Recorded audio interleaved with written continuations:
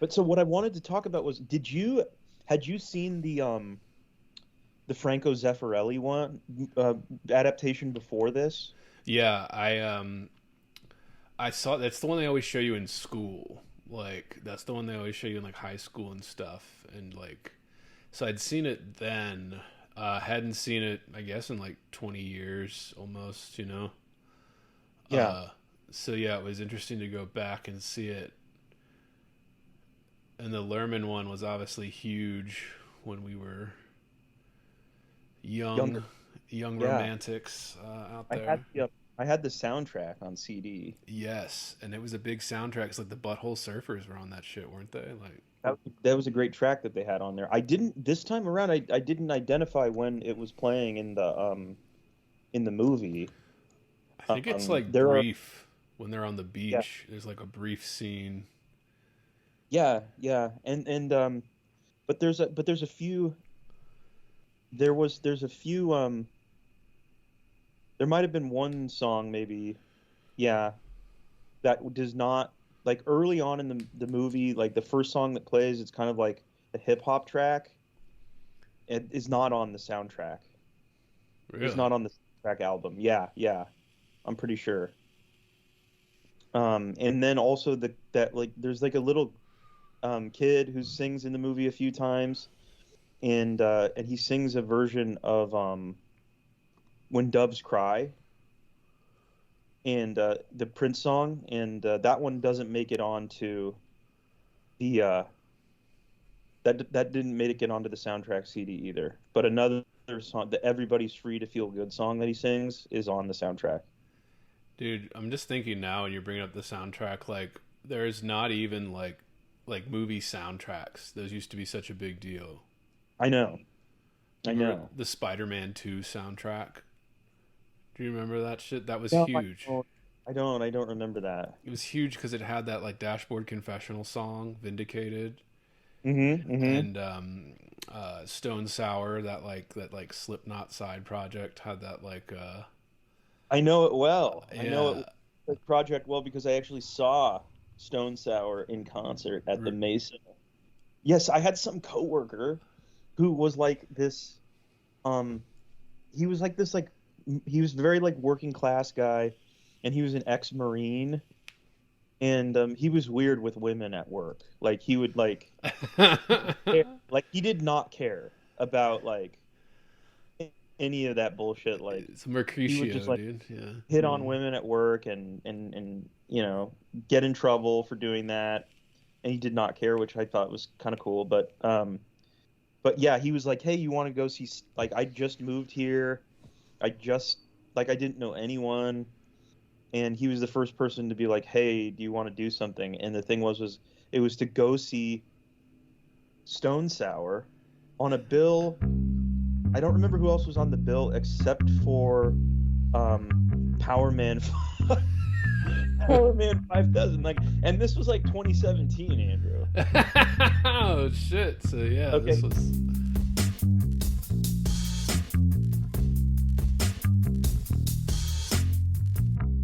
Heavy. Bored. Heavy. I am heavy. Bored. I may say that the male is entirely hostile.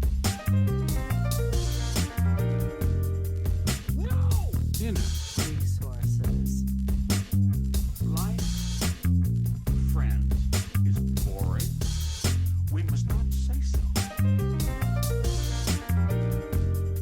Yeah. And I was like, I'd never heard Stone Sour in my life. I mean, maybe I had and I didn't know it. I mean, had heard Power Man 5000. It had been about, you know, it'd been like 20 years or whatever, but I was like, sure, I'm down. And it ended up being a very weird night. did you were you into Slipknot during the Hot Topic craze? When I was in like maybe seventh or eighth grade, like I had heard Slipknot, and a friend of mine had their CD, and I thought it was really cool. Iowa or the Was Iowa their second album?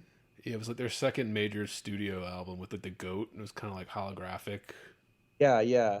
So I think I think I actually was more familiar with the first one, but I also was like I was really into like certain like I was definitely into like hard rock radio from that era, but but I never got the CD myself or any of their albums myself. And also their aesthetic with like dressing up like kind of like, I don't know, garbage man clowns. Oh yeah. It didn't appeal to my sensibilities because I was very much coming from like I'd already kind of fallen in love with like the aesthetic that was from like grunge in the Right. 90s. Like more of like this like I don't know, like sensitive slacker rock guy in that like dressing like clowns. Even if I liked their music, it was a little bit alienating to me. And there were other bands that were doing that too at that time. Like there was this band Mudvayne. I don't know if you remember Oh them. yeah. Like they had Mudvayne. makeup. And, yeah, They would the Mudvayne, Mushroom Head, like all those kind of like Ozfest like yeah, acts at the time. It was yes, like it's just strange because that was like a huge part of like the hot topic time and like the mall culture at that time. And yes. speaking of which, yeah, this is another episode of Heavy Board, and we're talking with a mall expert. Speaking of Huh. malls, yeah, Brendan from Tales from the Mall. Excellent podcast, available wherever you get your podcasts. Brendan, tell people a little bit about Tales from the Mall. Like, what would they get with it? Your podcast, which I've been on, listeners, twice. Brendan and I. This is our third collaboration in the podcasting Yeah, arts. yeah, yeah. Well, the thing about so Tales from the Mall is just I mean, it's like a very laid back talk show, I would say.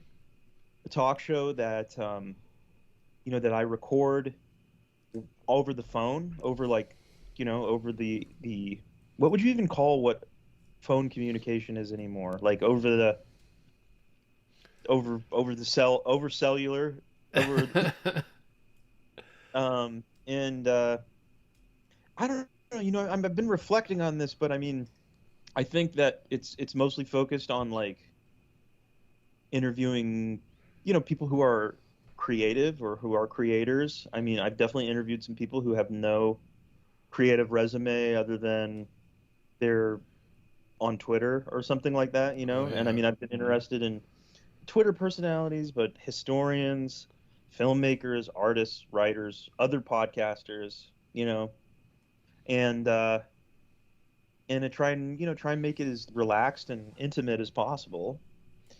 And then I also do a little offshoot of Tales from the Mall that you can also, get on the Tales, on any Tales from the Mall feed. It's called After Hours, and it started out kind of focused on trying to, deal with film noir and crime fiction, but I'm kind of expanding that so that it can just kind of be about any kind of grouping or, of media, like we're doing today, talking about Shakespeare, talking about some movie adaptations. That's kind of the vibe of After Hours. But again, I'm not, it's just trying to be, it's trying to be laid back. And yeah, that's what I'd say. Yeah, and again, yours truly is on there for a few of those after the hours and the regular episodes, listeners. So you have to go give that a download, give that a like, give that a review. A review. Those are very Yes. helpful. Well, you debuted on Tales from the Mall on the After Hours. Oh yeah, yeah. Reverse that order then. that was fun. I mean, that was a good time. Yeah, it And I was. felt like that was, that was like we were very free. We were very free to talk about whatever we wanted to, even though we had some meat. We were talking about David Goodis's Shoot the Piano Player and Truffaut's movie of it, and we went in all kinds of different directions, and that was great. That was that was a legit hang. I think it's really going to hit them in the parasocial sweet spot. Yeah, dude, that's what we're gonna do today too, dude. Yeah. Yeah, we're gonna be going everywhere because today we're talking about William Shakespeare's Romeo and Juliet, Or I guess technical, like the title is The Most Excellent and Lamentable Tragedy of Romeo and Juliet. But most of us know it as Romeo and Juliet. Most of you have probably read this, forced to read it in high school, or you pretended to read it in high school, and you continue to pretend that you've read it at cocktail parties and all of that. But we've actually talking about the play, and then we're talking about, the 1968 Zeffirelli adaptation, usually the one they show you in high school if you have a teacher that's showing you the movie version. And then the 96 Baz Luhrmann Romeo and Juliet with Leo, as many will come to know, as dominates pop culture for Romeo and Juliet references now. But it's so you could so easily pretend to have read it, with all the with all the adaptation material out there, And just like, it's weird because I just had this episode isn't out yet. It'll be out when this episode comes out. But I just had an episode on Harold Bloom's the anxiety of influence, and it's this was obviously he loved Shakespeare, and he was talking about that, where he was talking about how Shakespeare, he claims, invented the modern human. You could even go as far as to say Shakespeare invented the modern idea of romance, even he says some people say he invented well, first of all, yes, Harold Bloom, right, he had that book Shakespeare Inventing the Human. It's almost like he's saying that that Shakespeare invented human consciousness, people overhear themselves, or from what I remember, I'm not you're spot on, bro. Okay, cool. Me, I had a little bit of difficulty reading Shakespeare when I was in high school, and I think that's fair. I mean, it takes a good it takes a teacher to really explain it and make it real. But then when I was I think I might have been a junior in high school, my dad and I went and saw King Lear. It's one of my favorites, in New York, with Christopher Plummer, the great Christopher Plummer, as Lear. And I remember standing in line, and like a sedan, like a tinted window sedan pulling up, and James Earl Jones getting out. Oh shit! He was going to be there, and my dad was like, "I bet he played a Lear back in the day." And then we went home, and my dad had this big collection of Shakespeare, multi-volume, and he opened it up, and the first page was a picture of James Earl Jones as Lear, and so he was right. My dad. And so that was big for me, even though I didn't fully get what was happening. Seeing actors acting it and putting emotion behind it, emotion behind these challenging dialogue. I could pick up more of it, and then later on I saw The Tempest at the Globe Theatre in London, and that was and there it was outdoors, it was light, and I could actually read along with the play, and so I started to understand it a little bit better. Because my first experience with Shakespeare was the same. It was in high school, obviously, and then you hear about it. You even if you've never read it, certain lines. Yes. And then you probably are forced to read it in high school, and you don't really understand. Do you remember those No Fear Shakespeare? I know what you're talking about. Yeah, yes. They would be at Barnes and Noble. Yeah, basically, yeah. It's a modern language version, and it was okay.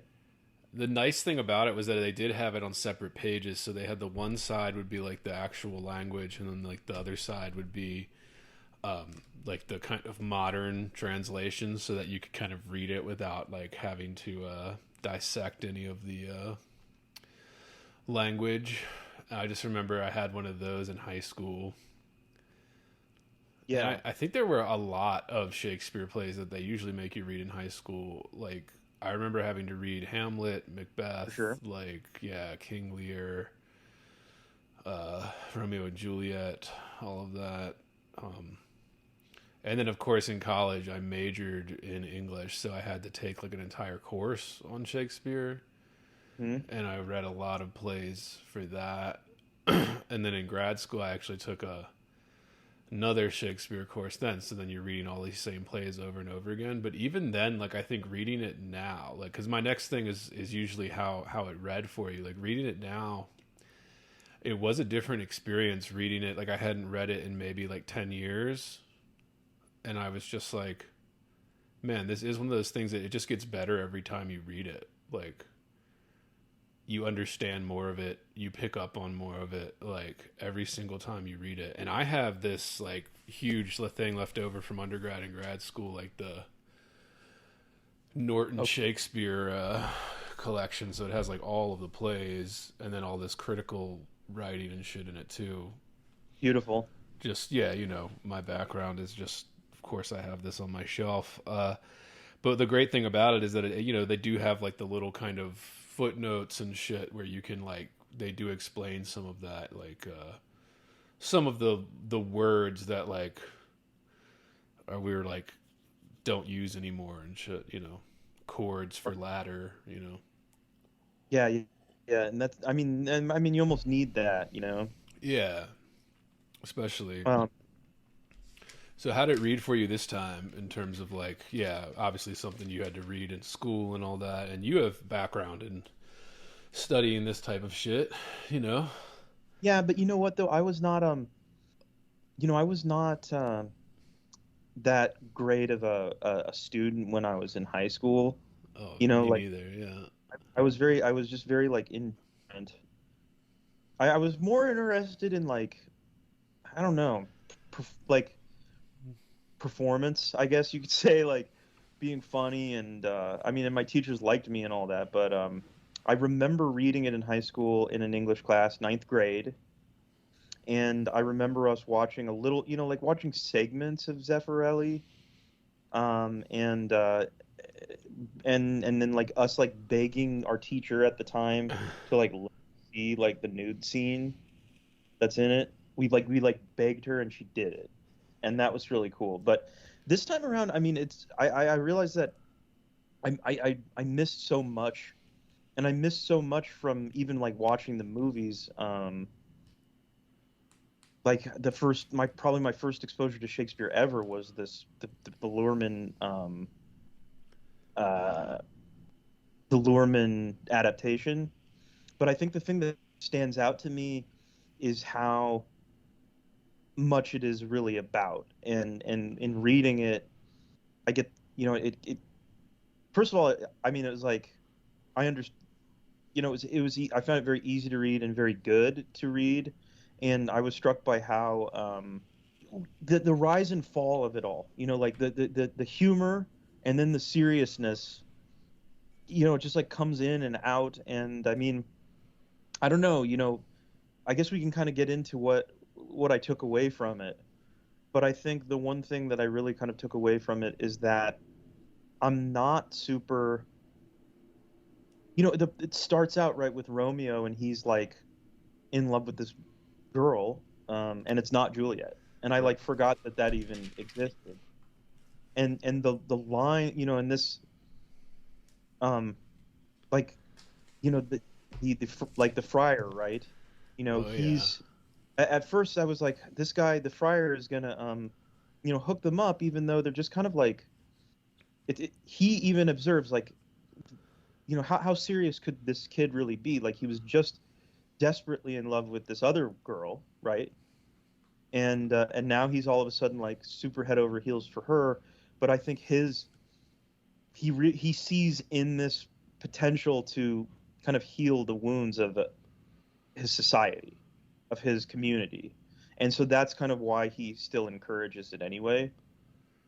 But yeah, I didn't, and some of the, you know, this attitude towards the violence that these two families are engaged in, that I didn't remember that either, you know. And I didn't remember how wonderful kind of these side, you know, in many ways, you know, Romeo and Juliet are like the least of, and obviously there's young kids, you know, like I think Juliet's like 13 years old, you know. She's supposed to be like 14, and I think Romeo's supposed to be like 17. I see. I something see. like that. Um, but I mean, those people, they're kind of the least of these people, of these characters.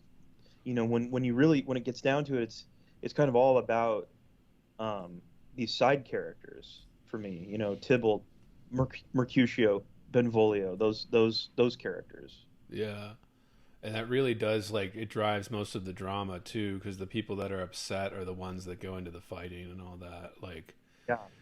but yeah, I mean, this is often called like the greatest love story ever told, and it kind of follows that kind of up and down. Yeah, I mean, what I noticed right away, like reading it this time, is just like the poetry side of me, like the music in the verse is so excellent, and I want to get to this in the Lerman version in '96. I think they do a great job of like uh paying attention to that, like when like and we'll get into that later. But yeah, just like the first thing, like right away in the very first scene, you have the kind of that classic kind of chorus stuff going back to the Greek tragedies, but just like penis jokes right Yes. away. Like the entire first scene is just like, yeah, Samson, Gregory, kind of just talking about like having sex, like Draw, the maiden draw the heads. wall, right? The maidenheads. Yeah. Yeah. Draw thy tool. Yeah, exactly. Yeah, yeah. Gregory, tis well thou art not fish. If thou hast been poor John. And apparently it's about his penis being small. Oh dear. Yeah. Yeah, tis known I am a pretty piece of flesh. Apparently that's like talking about the penis, piece of flesh, Yeah. all that kind of shit. And then Yeah. the biting of the thumb. Right. Right. The fucking insult. Yeah, that kind of like starts their kind of sparring at the beginning. Well, I mean, they engage in violence right away. Pretty much, they're kind of catapulted into this. Um, and I guess you know, there's a line that I find rather interesting. I'm trying to find it here. Um, and I'm curious what you think. And this is from early in the play. Let's see here. Oh yeah. I've got the text out. Oh yeah. Yeah. The quarrel is between the quarrel is between our masters and us their men. And Samson says, "'Tis all one. I will show myself a tyrant. When I fought with the men, I will be civil with the maids. I will cut off their heads." I don't know.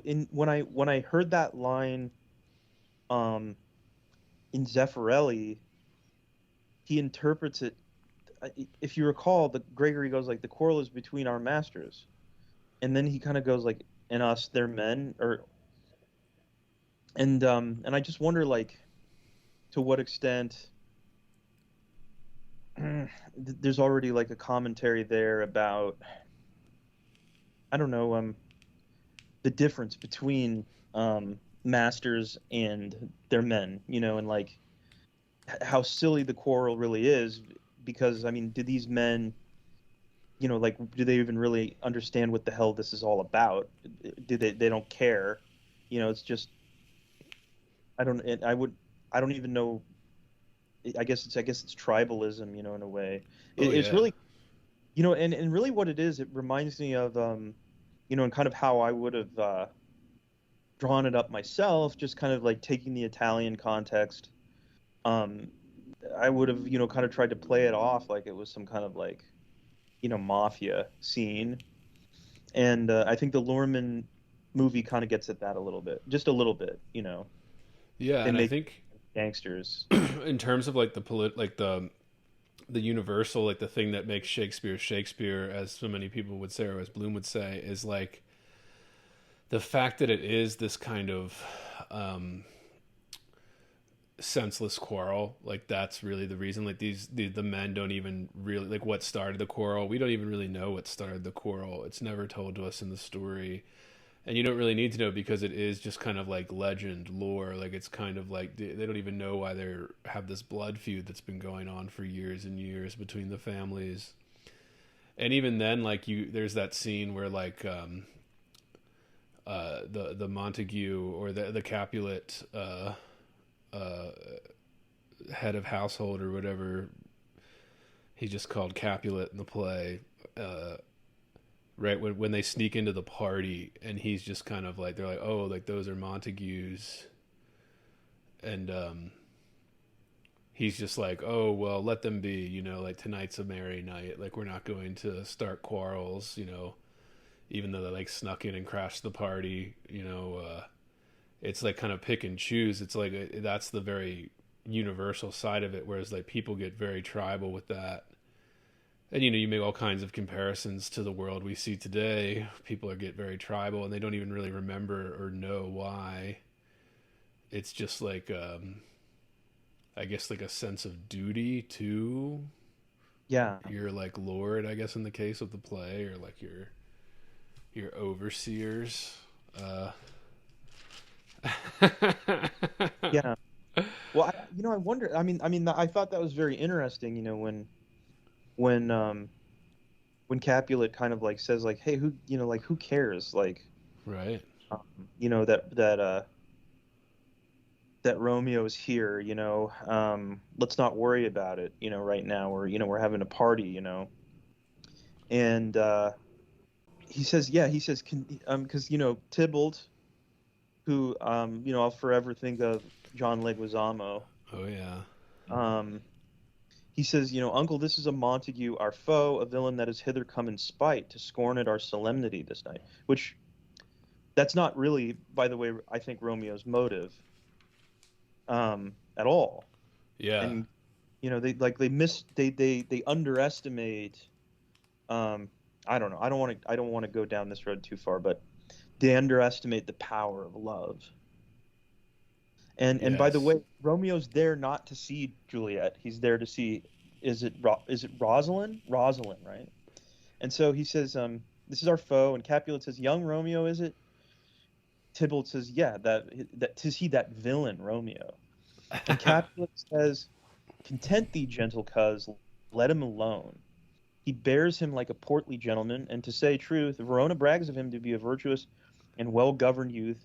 I would not for the wealth of all this town here in my house do him disparagement. Therefore be patient. Take no note of him. It is my will, the which if thou respect, show a fair presence and put off these frowns, an ill-beseeming semblance for a feast. And then, he basically says, he shall be endured. What goodman boy I say he shall. And then he says, you'll make a mutiny among my guests. You'll set cock a hoop. You'll be the man. And, I think he's just maybe Capulet's kind of like falling on, just kind of a sense of manners and like respectability and not, part of this whole thing launches and takes off in that, already kind of like the prince, right? The people who are actually in charge of this community are getting sick of their feuding, and so they're trying to keep it they're supposed to be keeping it at bay and keeping it under wraps, and what happens is that Romeo's love, and this, they obviously address this, like, kind of the irony of this in the end, with the prince's speech that he gives to the families after Romeo and Juliet have died. But it is kind of ironic that like Romeo's love passion is like inflaming this conflict, and that's an interesting commentary to me, and I think, and I read this and I watch the movies with a sense of like, I understand what, like Romeo and Juliet are going through, but I also kind of feel like it is a little bit cautionary about like this just like incredibly hot, passionate, kind of like youthful love affair. Because these kids don't even know each other. Yeah. Andrew. Oh yeah. And part of it, I think, is like this forbidden fruit thing that's going on here. Also, Oh kids yeah, love, you know, everybody loves forbidden fruit. Yeah, and I think also that there is a certain type of person, and this could be just like projection on my part, but it did make me think about this a little bit, and maybe you can, I don't know if there's some wisdom within the text that might comment on this, and I can't remember, and I don't remember noticing it.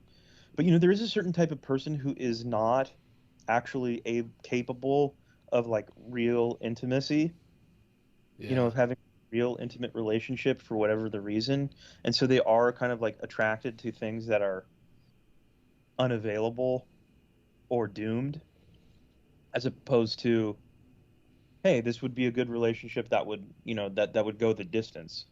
You know, I don't know if you're familiar with that type of person, but yeah. I mean, I think that there is like, I obviously there's other love stories that Shakespeare has written in this vein, like Antony and Cleopatra and stuff, or even the comedies are pretty much love stories, like The Taming of the Shrew and all of that are, these kind of different, worlds apart kind of love interests that come together, and the kind of, like you said, the power of love, the way it kind of guides you down a path where the path of it can end in these kind of explosions, because it's so passionate and fiery that, and it always does in the tragedies, at least. It kind of, you I know, like Elizabeth Taylor and Richard Burton, like when they were together, when they were like doing all those Shakespeare movies, like yeah, and I'm like, the reason that they were like probably really into that is, one, I think because they were obviously, passionately in love with each other and stuff, and like wanting to do those things together, where they always kind of played the opposite love interests too, so yeah, that they could, like,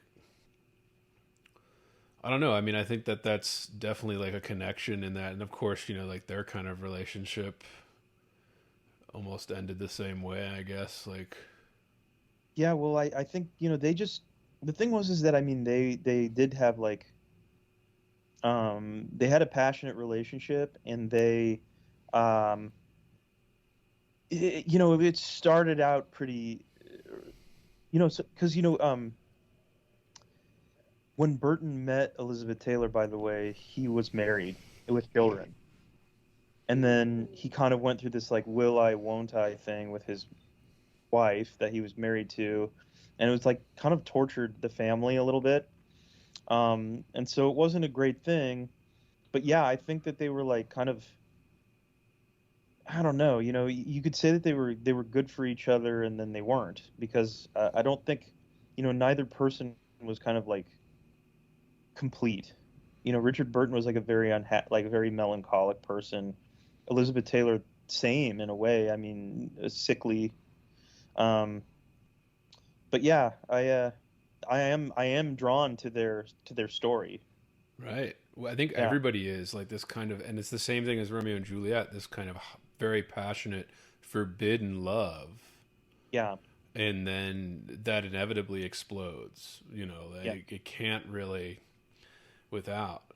But I mean, too, for like the kind of character of Romeo, like kind of when he comes on to like the first scene that he's in, he's like kind of, it's obviously the play is called Romeo and Juliet, but like, we start off, we don't even see him at first. We see his friends kind of getting into a fight, and then he kind of comes in after, and it's just kind of like this kind of lovesick puppy dog, yeah,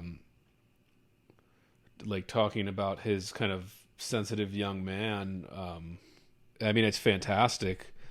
Love is a smoke made with the fume of sighs. yes, Yeah, doth add more grief to too much of mine own. It's just like, All right, let me read this thing because I'm going all over the place. Where he's talking to Benvolio, uh, and he's basically like, being like a little kind of emo boy about Rosalind not loving him anymore. And Benvolio says, "No, cuz I rather weep." Romeo says, "Good heart, at what? At thy good heart's oppression." He says, "Why, such is love's transgression. Griefs of mine own lie heavy in my breast, which thou wilt propagate to have it pressed. With more of thine, this love that thou hast shown doth add more grief to too much of mine own." And this kind of, being purged, this kind of, he's set up right away as love is everything to this guy, and I think this is something that I want to connect towards kind of the emo movement and things that happened during our youth and stuff, Brendan, and kind of the millennial youth, where there is this kind of male lovesick puppy dogness, and people confuse it because, like, there's like 25-year-old like men or whatever that are just kind of what they would call fuckboys, right? Who aren't feeling this kind of deep romantic thing. But like when you're a young teenager and you're just experiencing this stuff, there is that like head over heels aspect to it. Like there is that kind of, it's a cliche, but like that feeling of you would die for this person that you've never even fucking met. Like you see this beautiful woman and you fall in love with her without speaking to her or knowing anything about her. Yeah. On the spot. And it reminds me of mall culture too, because that was huge when we were during this time. Yeah. That's why I asked about the kind of Slipknot shit and the Hot Topic shit, like at the beginning of this, because you're the mall expert. But yeah, I mean, what do you like? I'm obsessed with this idea and this feeling because I think there's a few people that do talk about it. And whenever you do, you do have to bat down, the usual stuff. People are like, "Oh, you're gay," blah, blah, blah, or like kind of from the male side. But there's also this kind of, I don't know, like, who cares? Or, I don't know. I mean, well, I think, here is, so Romeo says, "I have lost myself. I am not here. This is not Romeo. He's some other where." And I think there is a certain, way of handling being like an adolescent, because the thing is that when you're an adolescent man, male, I mean, I think there's all kinds of factors that would make you want to escape yourself and escape your surroundings, like like you're kind of on the verge of being able to like be on your own and maybe even traditionally, like at that age or whatever, when you were in times gone by, you might have had an opportunity to, like, I don't know, work or something like that. And I think that one really good escape feeling is like that melancholy, like love sickness. It's a feeling that you can really chase, and it'll kind of like put you into this more dramatic headspace, even if it is like presents as somewhat of a sadness. It's still better than some of like that boring emptiness that you feel when you're 14, 15. yeah. I think it's a really powerful way to escape. And I think that some people become like addicted to that even, and into their adult, their actual adult, into their manhood, But I think that, I think that Shakespeare's capturing something of a certain male archetype, because Romeo's here, like Romeo so quickly goes from Rosalind to Juliet, and I think that what he's in love with here is just like he's in love with love, Yeah. because I think he starts talking about love first, not this. He's not talking about a person. He's not describing a person first. He's describing his feeling, and I think that's kind of like he's trying. He loves that experience, and I don't know. I mean, just also add on to the fact that he's in this family. They're in kind of like a civil war. I mean, what a powerful way to escape his surroundings. Yeah, and I like the archetype as well. That kind of like one, because I think it's an archetype that is always been prominent. But yeah, this idea of love as not as like a drug, but as like an idea that feeling of being in love, like when you're first meeting someone. I mean, it is kind of hard to beat, I guess. It's almost euphoric, like that kind of, and Romeo chasing that, describing Rosalind, and then like he forgets all about Rosalind the second he sees Juliet. Yeah, and I don't know, good for Romeo for getting involved with Juliet, because when he describes Rosalind, he's describing like kind of like this impossible, like ice queen woman. She'll not be hit with Cupid's arrow. She hath Diane's wit, and in strong proof of chastity, well armed. From love's weak childish bow she lives uncharmed. She will not stay the siege of loving terms, nor bide the encounter of assailing eyes, nor ope her lap to saints seducing gold. Oh, she is rich in beauty, only poor that when she dies, with beauty dies her store. He's saying she's gonna live chaste and not have kids. She hath in that sparing makes huge waste for beauty starved with her severity. So she's a beautiful woman, also severe. For beauty starved with her severity cuts beauty off from all posterity. She is too fair, too wise, wisely too fair, to merit bliss by making me despair. She hath forsworn to love, and in that vow do I live dead that live to tell it now. I mean, I've known this woman, by the way. And there is something attractive about it, but I don't know what makes him.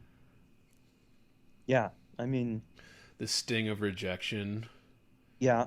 From that.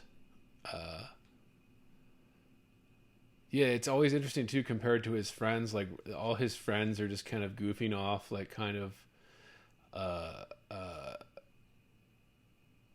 dicking around, partying or whatever, and then like he's just kind of like roaming around lovesick, like looking for somebody to like fall deeply in love with next. Like he's that kind of.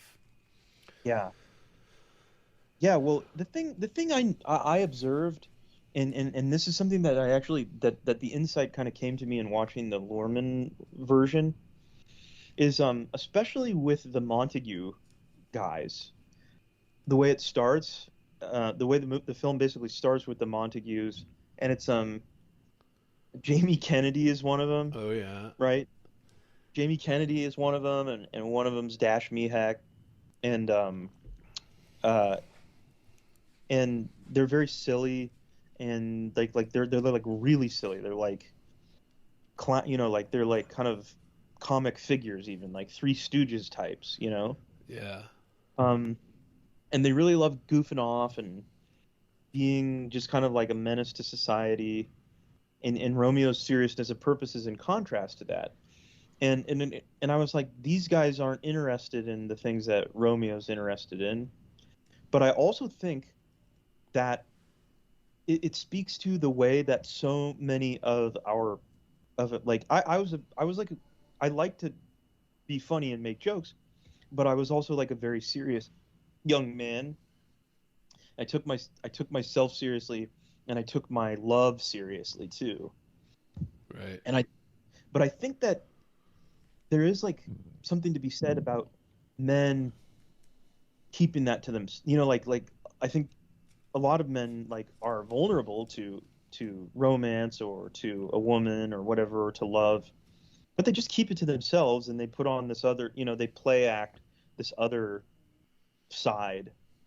And I saw that really cropping up very strongly with the Montagues, particularly in the way that it's portrayed in the Lorman film. Yeah, and would you? I mean, I don't know. What would you call that? Like, would you say that that's a maturity, or in men as they learn to not follow like the Romeo lovesick, don't follow every path down there? Yeah, I mean, I don't know. I mean, it seems to me like I don't know. I don't know what advice would you give your son? You know, what Right. advice would you give your son? Like I would say, hey, look, I would say to my son, I would say to him like, well, Romeo has an obsession. Right. He's got an obsessive personality. And that comes from somewhere. And I don't know if it comes from somewhere like completely healthy. I think there is kind of like this healthy. I mean, is he younger than these guys? But it does seem like they're more interested in like going around town and like fighting swords and stuff like that. Yeah, like none of them mention their love interests or like anything like that when they're talking. And in fact, like when they are talking, they're kind of not discouraging him, but being like kind of almost making fun of him, like Yeah. basically saying, "Oh yeah, dude, like you're thinking with your dick, actually, like you're acting like you're all romantic, like yeah, you just want to put it in her maidenhead." Yeah. Yeah. I guess Mercutio gets a little bit more sensitive, but he's also like the comic guy too. Yeah. Right, exactly. And they really I think the guy that plays Mercutio in the Zeffirelli one is really good. He really captures that. I'm not sure I feel I understand the choice of who they used in the Lorman one, but I didn't get the sense that he had that strong of a grasp of the material. Yeah. You know? I mean they really needed that guy to be like, they make they make Mercutio like kind of out to be like kind of like a drag character. And Yeah. in fact I observed, Leguizamo and Mercutio, like I'm just calling him Leguizamo, Tybalt, and Mercutio, like I did kind of see like that there was almost like this kind of like erotic tension that was being played up in the Lorman piece. Um, Lerman makes yeah, some strange decisions, yeah. With one, I think is Mercutio's death in that one. I thought he made kind of a, at least when it was happening compared to the Zeffirelli version, like because he has that kind of monologue he's going on and kind of he's joking, but also he's dying. right. That Zeffirelli kind of captured pretty well, that actor. And then like in the Lerman version, I was thinking like, I don't know if they quit. I don't know. Strange decision. There's another one too that I think Lerman dropped the ball on for iconic kind of scenes. But yeah, Yeah, under love's heavy burden do I sink.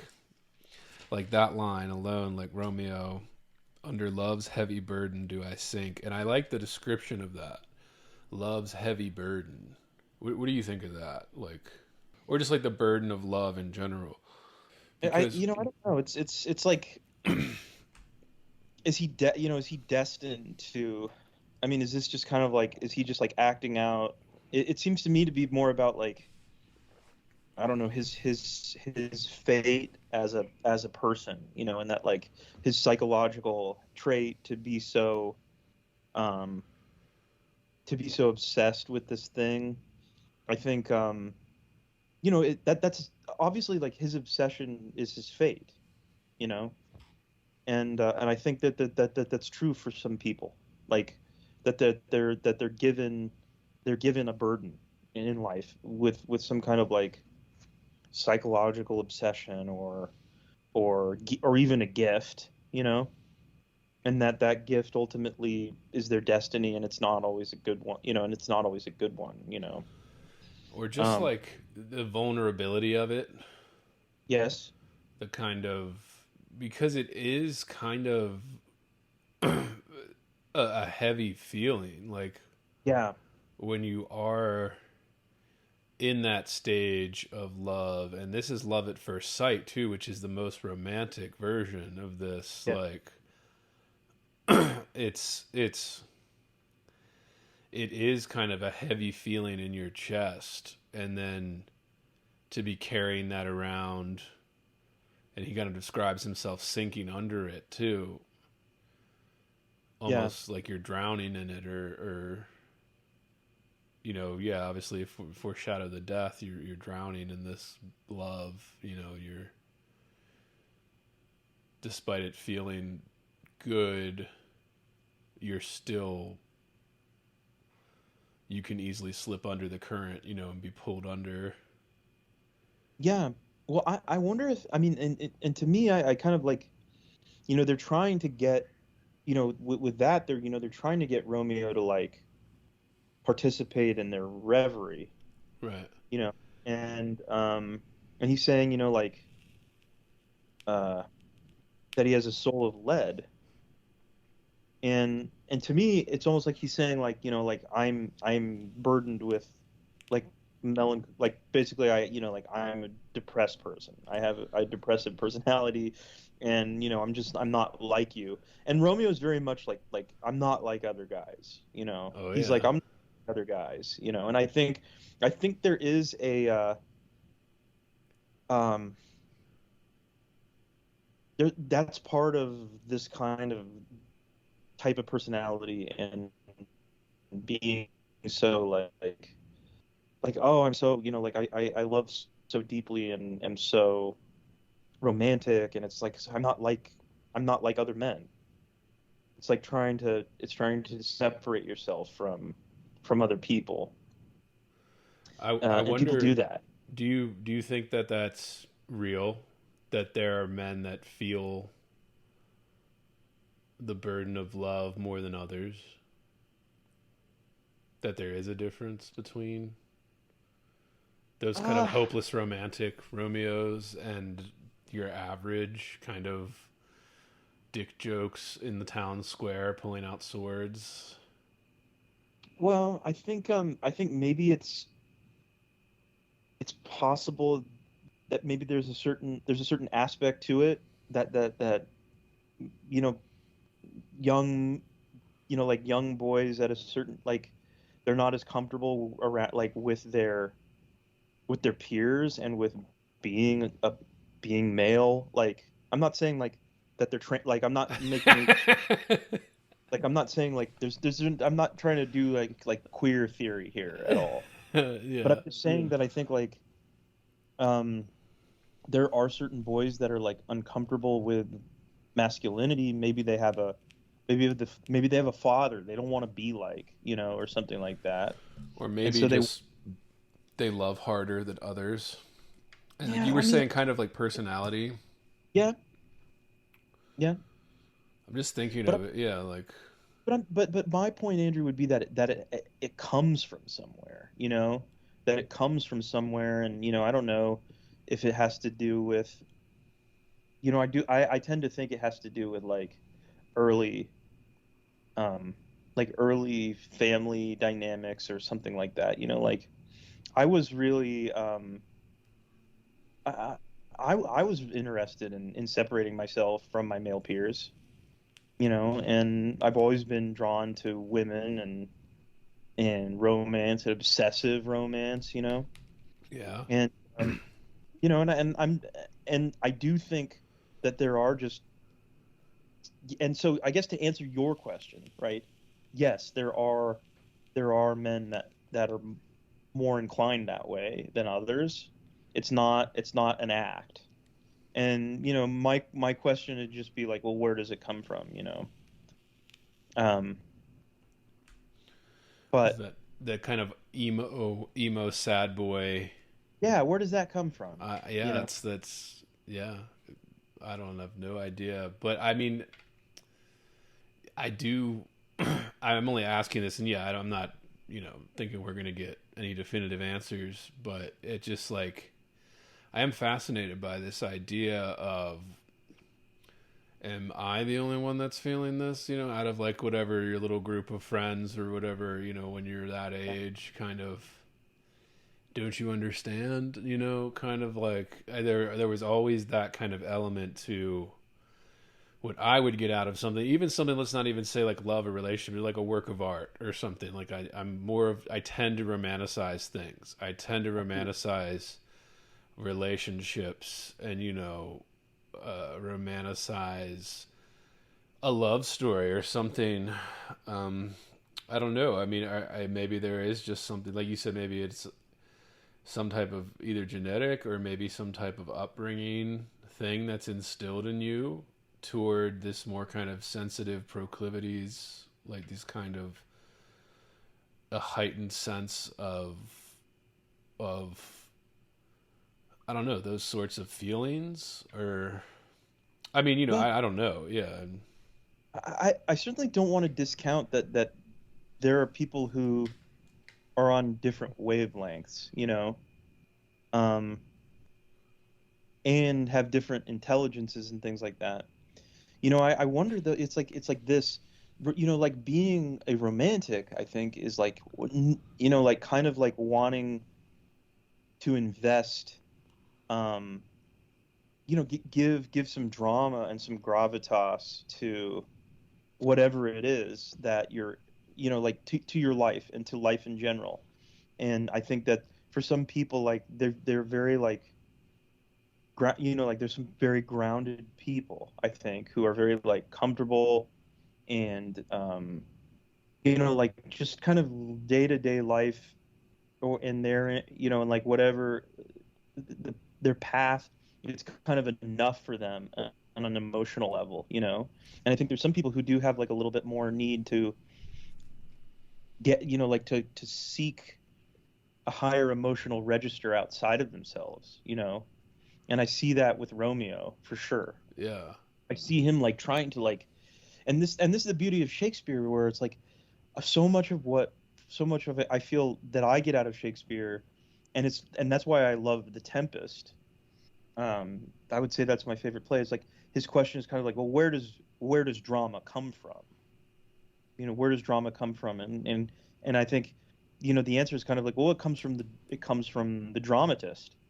And in this case, Romeo is kind of like the dramatist of his world, and that proves to be kind of in both his romanticizing his surroundings and his experience and the experience of others, but also in so doing and making this and putting all this into motion, real drama comes from it. A conflict, um, uh, a love story, but also some tragedy, and it's all kind of he's engineering it from his very heart. He's like making it all happen from his very heart. Yeah. And I don't know what I'm saying. I don't know what that means exactly, but I do feel like that is a common. I find that to be kind of a common theme of when I read Shakespeare. And I'm seeing that with Romeo. Like he's the author.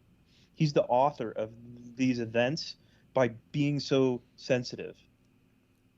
And he's engineering them just purely from his I guess you just call it kind of his artistic temperament.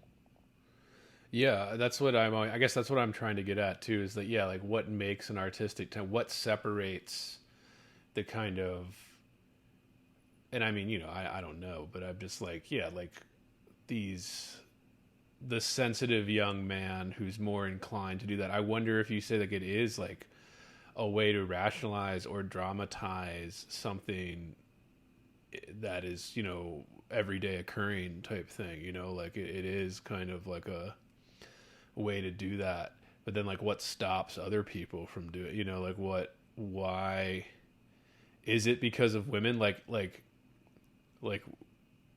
this is another one where I don't think we're going to have a definitive answer, but I want your thoughts on this, man. Like, that's kind of like, is it because of women that a sensitive young man would be more drawn to the kind of what some would call the more feminine side of the spectrum?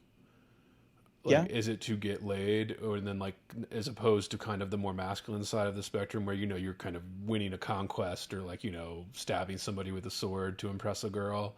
You're like Yeah. trying to read Shakespeare, to impress a girl, or you know what I mean? Like, Yeah. Yeah. Well, I don't want to. I certainly. The thing is that my intention is not to like disparage um anybody at all. oh no, But I yeah. do feel like, but I do feel like the artistic temperament comes from. If you're hearing this, it's because you are listening to the free public feed of Heavy Board. To get complete, uncensored, uninterrupted, full access to this podcast, become a subscriber at patreon.com/heavyboard. That's right, Heavy Board is made possible by subscribers like you. For less than 1 cup of coffee per month, you will receive private access to uncensored, full-length episodes, Jerk Shop, heavy bonus content, subscribers-only AMA episodes, bonus extended interviews, and more. Come join the conversation today at patreon.com/heavyboard. It could certainly come from somebody looking out at the world, really young and vulnerable eyes, and being like, I can't. Yeah.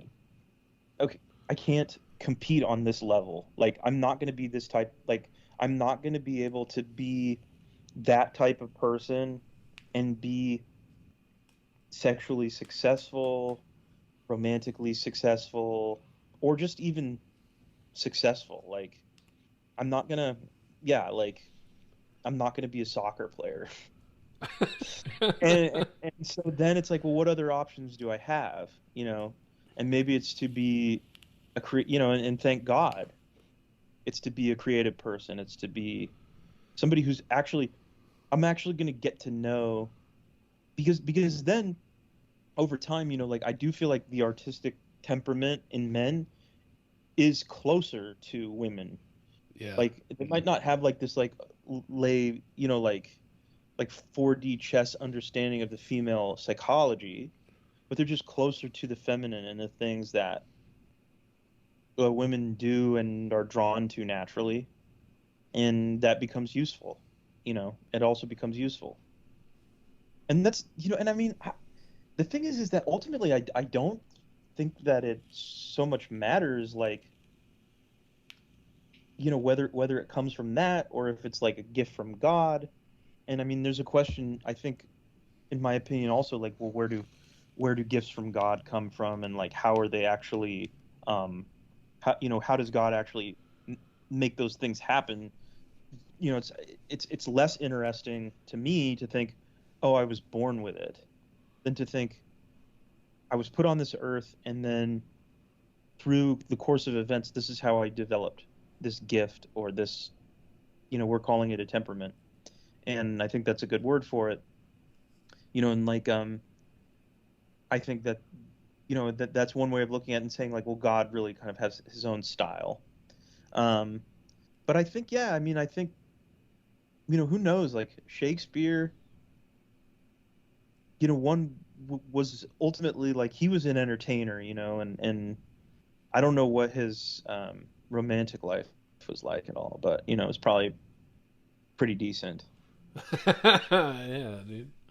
And like, if you can make, and I mean, there's all kinds of different strategies that there's all kinds of different strategies that men develop, to be, I think, to be successful with women. I think it's kind of undeniable that men are more obsessed with women than women are with men. Oh, What do you yeah. think about that? What do you think about that? 100%. Yes, I think that's 100% the case, and I wonder if that is biologically ingrained. Like, that's what I mean, because all men have this kind of thing, but then, like, it's more pronounced, like you said, more of a temperament, more prominent temperament in some men other than others. Kind of the romantic, sad emo boys, right? The art school boys. The Everybody knows who we're talking about. Yeah. God, you know, What? like people who to make a choice or naturally gravitate towards like being funny. You know, like when I think about like a Chris Farley or whatever, Oh, you yeah. know, like, you know, kind of a fat like a fat kid, you know. And it's like, how am I gonna? In fact, it's really just like it's not even just a question about like how am I going to attract women. It's like how am I gonna make my how am I gonna be how am I gonna make my way through this world as a man? Like, Right. what am I gonna do? How am I gonna do it? Like, you know, I'm kind of, you know, like I'm kind of sensitive. I'm kind of afraid of conflict and, you know, I'm small or whatever. So I got to do this or, you know, like I'm a fat kid and like, so what am I going to do? Oh, I know what I'll do. I'll be funny and I'll Right. make everyone laugh and and I'll kind of like become valuable that way. And I do think that men are incomplete and women are complete. You know, that's kind of how I look at it. Yeah. They're born complete, you know, they have everything they need. Um, and they have everything they need and that's enough for them to be taken care of essentially. And then for a man it's a little bit tougher. It's like and don't get me wrong, like women are very vulnerable. Women are very vulnerable, you know, and in a way that men are not. But a man has to kind of be like, what am I going to do? How am I going to make my way through this world? How am I going to be valuable? How am I going to prove myself? And I do think that that I think that some men take a look at their like inherent resources and some of the things that maybe they're attracted to and where that comes from I don't know, and they say, okay, that's what I'm going to do. That's how I'm going to make my way through this world. Yeah. And I mean, you know, in Romeo, he's kind of surrounded by violence and violent men, and he chooses love and peace, and he becomes almost, you know, in the friar, I think, kind of sees in him an instrument of peace. Yeah. But what ends up happening is unfortunate, very unfortunate.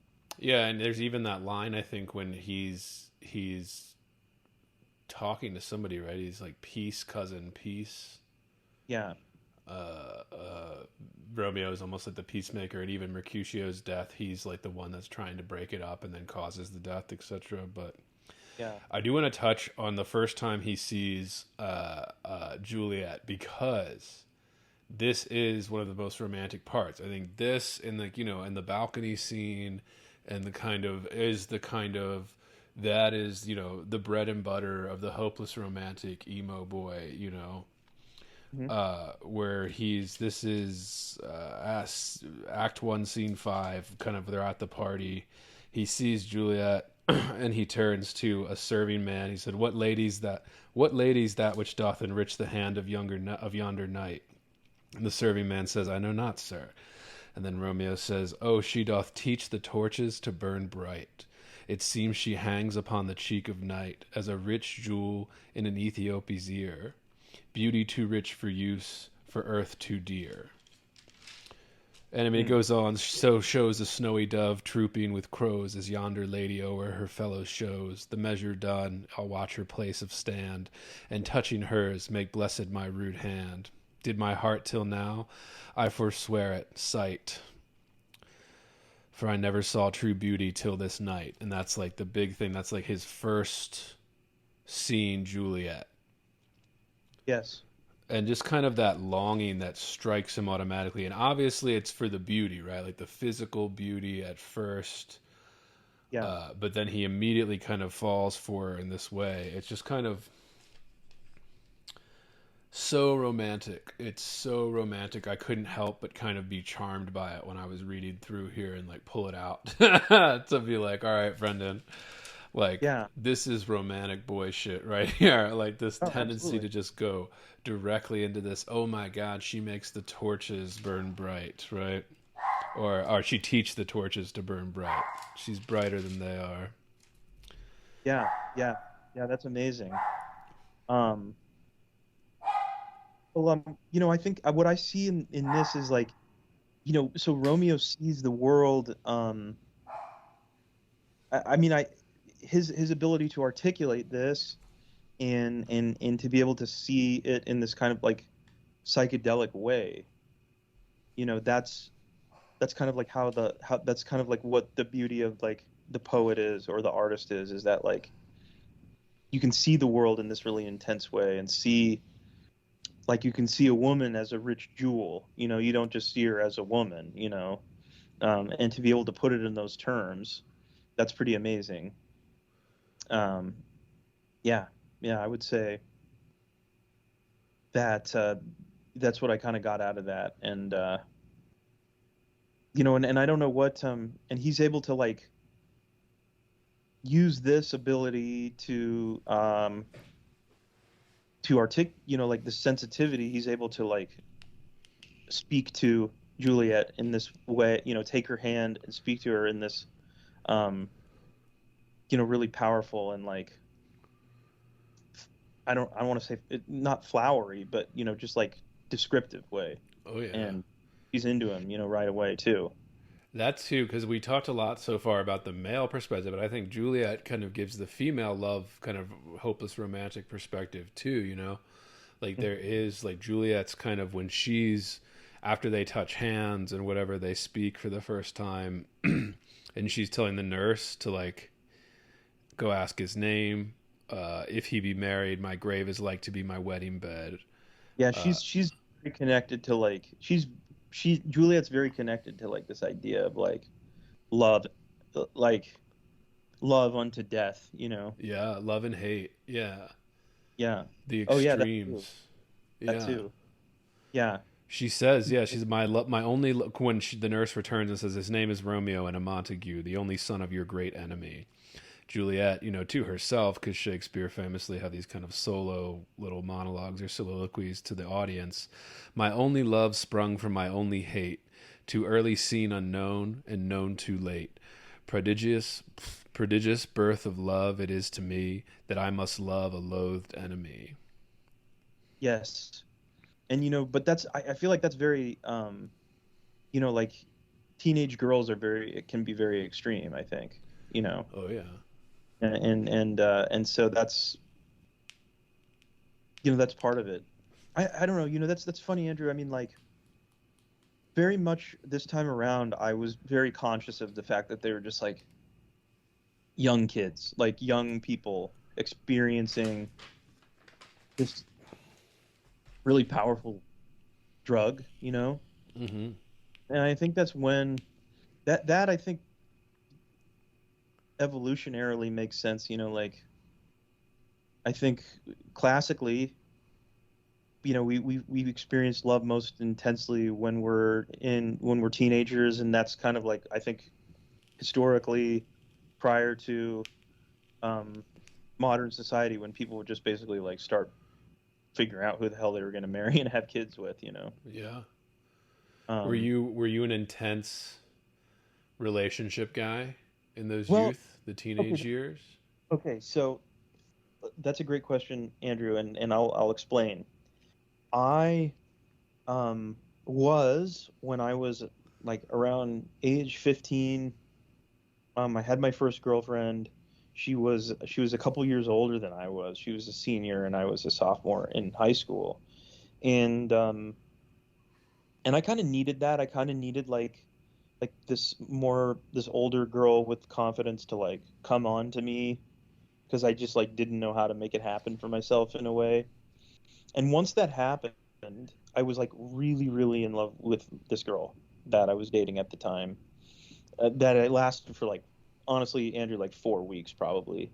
And and it was like an absolute cringe fest on my part from start to finish. Like I was really intense. I was really into her. I didn't know what the hell I was doing. And she backed off like very quickly and almost immediately, because I was just too intense. And once that happened, I was kind of broken up about it. Um, I talked to my dad about it, and I was like, Dad, like, it's hard for me to let go. Like, I think I even said, like, it's hard for me to let go, of what we had. And my dad was like, well, what? He was like, well, what did you have? and basically he instructed me. In fact, and I took it more as a command, to quote. This is a quote now. Play the field. And that I did, and that I really did not become I was not like a super intense relationship guy in high school. I was very much like, play, I guess you could say playing the field. But then when I was 18, I dated this girl. She was a little bit younger than I was. Problematic, I know. Forgive me. I didn't know better. And I was going to go away to college, and she was not, and I kind of had that sense of like, we're doomed. And it really, really, Andrew, affected me greatly. It deeply affected me. I was very, very upset and very existential about it. And yeah. And so I think I was capable of some really deep feelings for people, and thinking about it a lot and being obsessed with it. My dad my dad was able to intervene during and keep me away from that during like the meat of my high school years, which was probably for the better, because I was able to focus on other things. I was a musician, and so I really kind of like was able to focus on that. But yeah, I think naturally I was very romantic and very deep into whoever I was into, for whatever the reason. Oh yeah. And yeah, I don't know. What about you? I'd be interested here. Well, for me, I got into a relationship kind of like eighth grade, Nice. where I was dating this girl, and it was middle school relationship, uh, Yeah. but also like we were together pretty much all of high school, so we were Wow. together for a while, like through high school and stuff. Yeah. Um, yeah, Until the high school? till when? Till the end of high school? Like, did you graduate? Basically, yeah, Wow. Wow, that's basically. crazy. Yeah, yeah. And I don't know. I mean, it was always, I mean, yeah, it was definitely like passionate, but it was also, young. Hmm. But I think it definitely, like, I've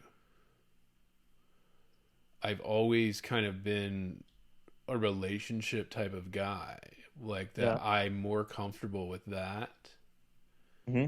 than I am with, I mean, there were times in my life, where I was not doing, the relationship guy thing, but it was also like, I don't know, it just always felt I like that more. I like, I'm the type of person that I don't like surface level.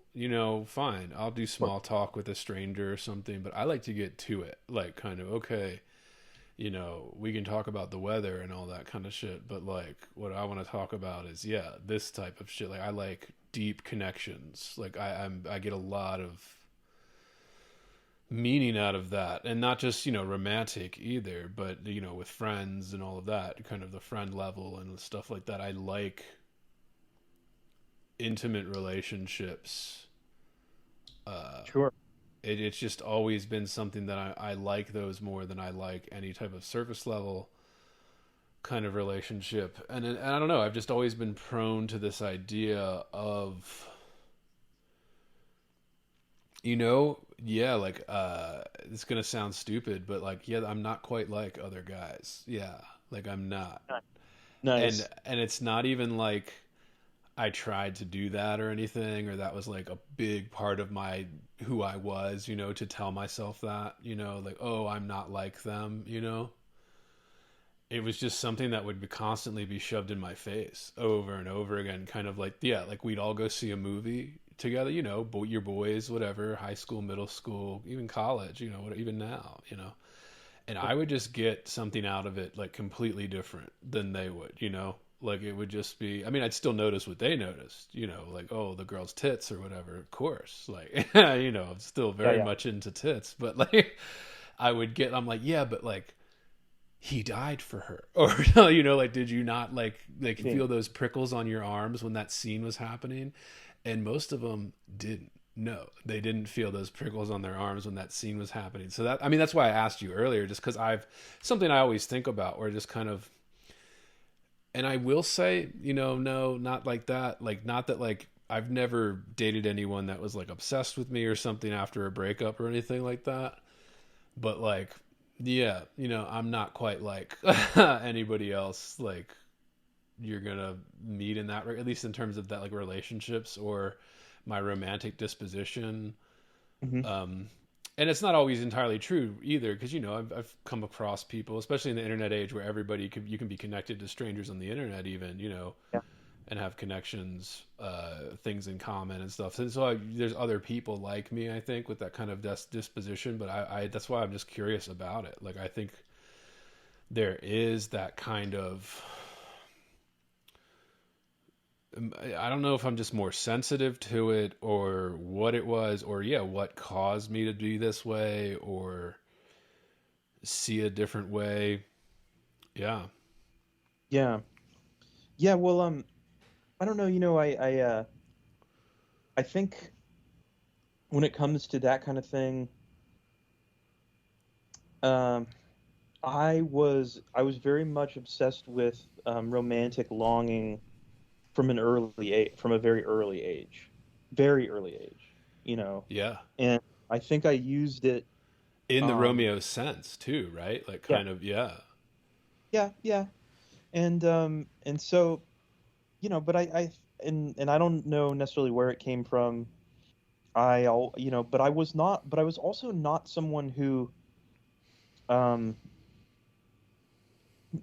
you know, I didn't, to me, it was more of a thing, like a private thing, you know, that I was like, that I would experience this like longing kind of from a distance, you know, and and Romeo is experiencing that at the beginning of the play, but then he actually, you know, then he actually kind of acts on it, and just kind of goes after what he wants, you know. And earlier on, I wasn't really like that per se.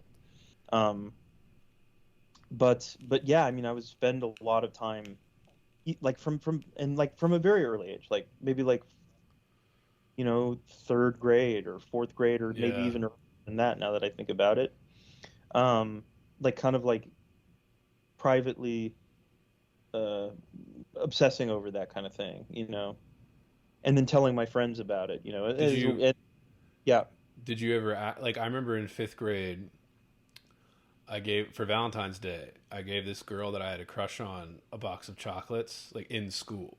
Like, hell, in school. And of course, she didn't like me, you know, like, no, I so see. it was like a big, like, it was a formative moment for me in my youth, for sure. And I was, Yeah, of course, embarrassed when I was rejected. yeah, She did accept it, but it was also like, uh, in my youth, yeah, like when you're doing that, with the kind of, yeah, she was not into me. right. Uh, so it was Sad. an embarrassing moment for sure when I was a little, like, 9, 10 year old, Yes. being like, I'm Romeo and in love with this woman, or this young girl at the time when I was a young man. Yeah. Okay. Now that you mention it, when I was in fourth grade, Right, there like, was a you would do, like, they would make you make those little Valentine bags in school and shit, you know, yeah. and you'd give each other Valentines. I took a lot of pride in that, you know, like, and I would give special ones to the girls I liked, you know. Oh, yeah.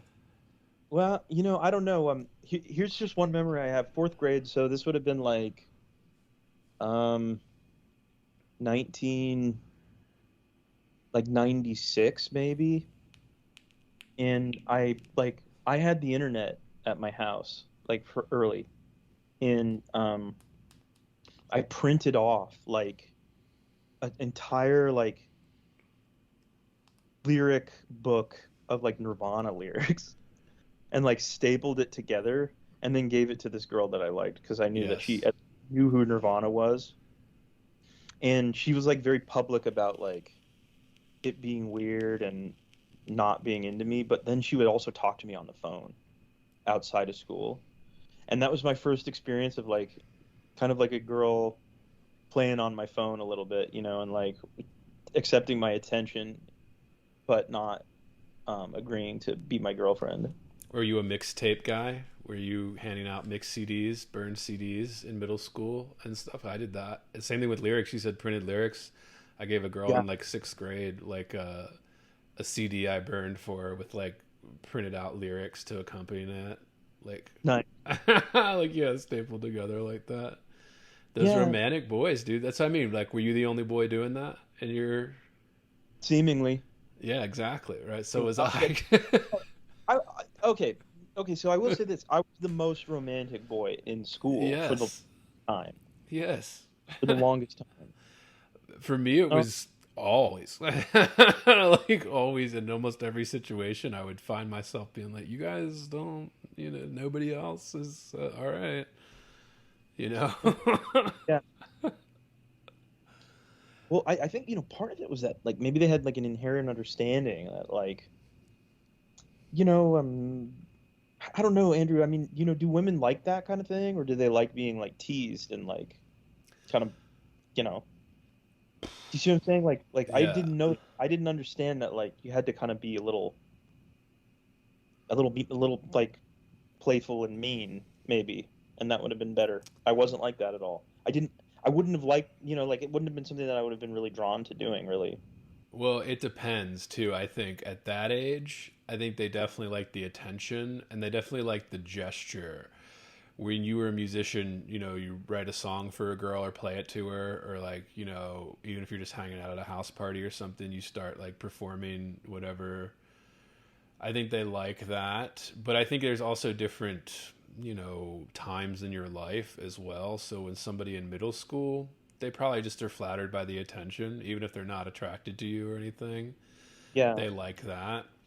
But I remember, what was that dumb Gerard Butler movie or something, the Ugly Truth? Do you know what I'm talking about? It's like a rom-com, like in the early No. 2000s, where he plays this kind of raunchy radio host guy that, like, helps men like fuck women, like, kind of, and he falls in love with this little feminist girl, and that's the plot. Katherine Heigl, I think, plays the feminist girl who was smoking hot, especially in that movie. She was like her peak of her career. Uh, she was like just coming off Grey's Anatomy or something, I think. And anyway, it was like there's a scene in that where he's talking to his little nephew who's like 13, and he's like obsessed with this girl. And his nephew's like, "But you told me to be mean to girls." And he's like, "No." He's like, "I told you to be mean to 25-year-old girls who think they're the hottest thing on earth." He's like, "Don't be mean to the 13-year-old girl you're trying to ask out to the dance." Like, like, and I think there's some truth to that. So like when in the 25, when you're an adult, especially if Yeah. you're going for somebody out of your league or something, which I encourage everybody to do, go for it, right? Why not? But just like there's a different time for different measures in terms of like the romantic kind of how you would get laid as an adult is not what you were doing when you're like in middle school and stuff, like making mixed burning CDs for your crush and being like, this is about us, like, this is about us, this Yeah. is our song. Well, it's funny that you mentioned that, because so like fourth grade, I was putting the moves on this girl. She might have been out of my league, maybe not. I don't know. But then in fifth grade, I had a little bit of an issue, um, like with some other kids in school. Kind of, I guess you would use the word bullying me, and it kind of fucked me up and made me feel like I was actually like a huge nerd. And that affected my self-confidence from like fifth grade until I was in high school. And then when I was in high school, I was very fortunate, Andrew, to go to an arts and to an small arts high school. And by that point, and once I had my first girlfriend when I was 15 and she was older, like my confidence just kind of like went through the roof. Right. I wasn't afraid to like I felt like, oh, I can put the moves on any girl and she'll go for it, and that's kind of how it went for me. But I I wish I wish that I'd had a little bit. I wish that I'd been a little bit more um, aggressive when I was like a middle school. Just for my own. Like it would have made it a better experience than it was. Like it was like um, my experience in middle school was mostly like was basically like like it was like being on like the Come Town podcast like 24. Oh yeah, It's like, yeah. Jackass era and Yeah. yeah, Oh, Jackass era. Yes, exactly. and yeah, ball taps and Sure. Yeah. oh yeah. Um, what? Yeah. What's your favorite rom-com? Ooh, I have a couple, and I have a couple that make me very teary-eyed. Like Yeah, sure. The Notebook is one, that's for sure. Um, I like what? Oh, interesting. I have not, I don't think I've not seen The Notebook, but I've heard people describe it to me. And the memes and all that. Yeah, dude, it's people clown on it, but it is such a love story, and it's in the vein of Romeo and Juliet. In that, as every love story that's come after this has been. And really, when I was in grad school, I took a great course called Shakespeare Sources, where we were talking about the source material, the stories that came before Shakespeare's stories, Oh, that's where interesting. he had some, there were definitely stories like this that Shakespeare was taking from, and making them better. Like when you read them back to back, Shakespeare's were just better than the other ones. That's why he's remembered and they aren't. Yeah, because his were just better. But, yeah, there was a lot of that. There was a lot of kind of, I don't know. Yeah. Have you ever seen You've Got Mail? Yeah, I have, but a long time ago when it came out with Tom Hanks, and it's very much like When Harry Met Sally a little bit, right? Well, it's it's like it's about these people who are like enemies in like basically like business rivals in a sense in real life. Like Tom Hanks is like he owns like he's like the CEO of like a Barnes and Noble style corporate bookstore, and Meg Ryan is the owner of like a local bookstore. And they start And chatting, right, online, and but they don't know that it's them. yeah, Yeah, but they're also both in relationships at the time, which I don't know how I feel about that. But then again, they're not married, but they are kind of like emotionally cheating on their partners online.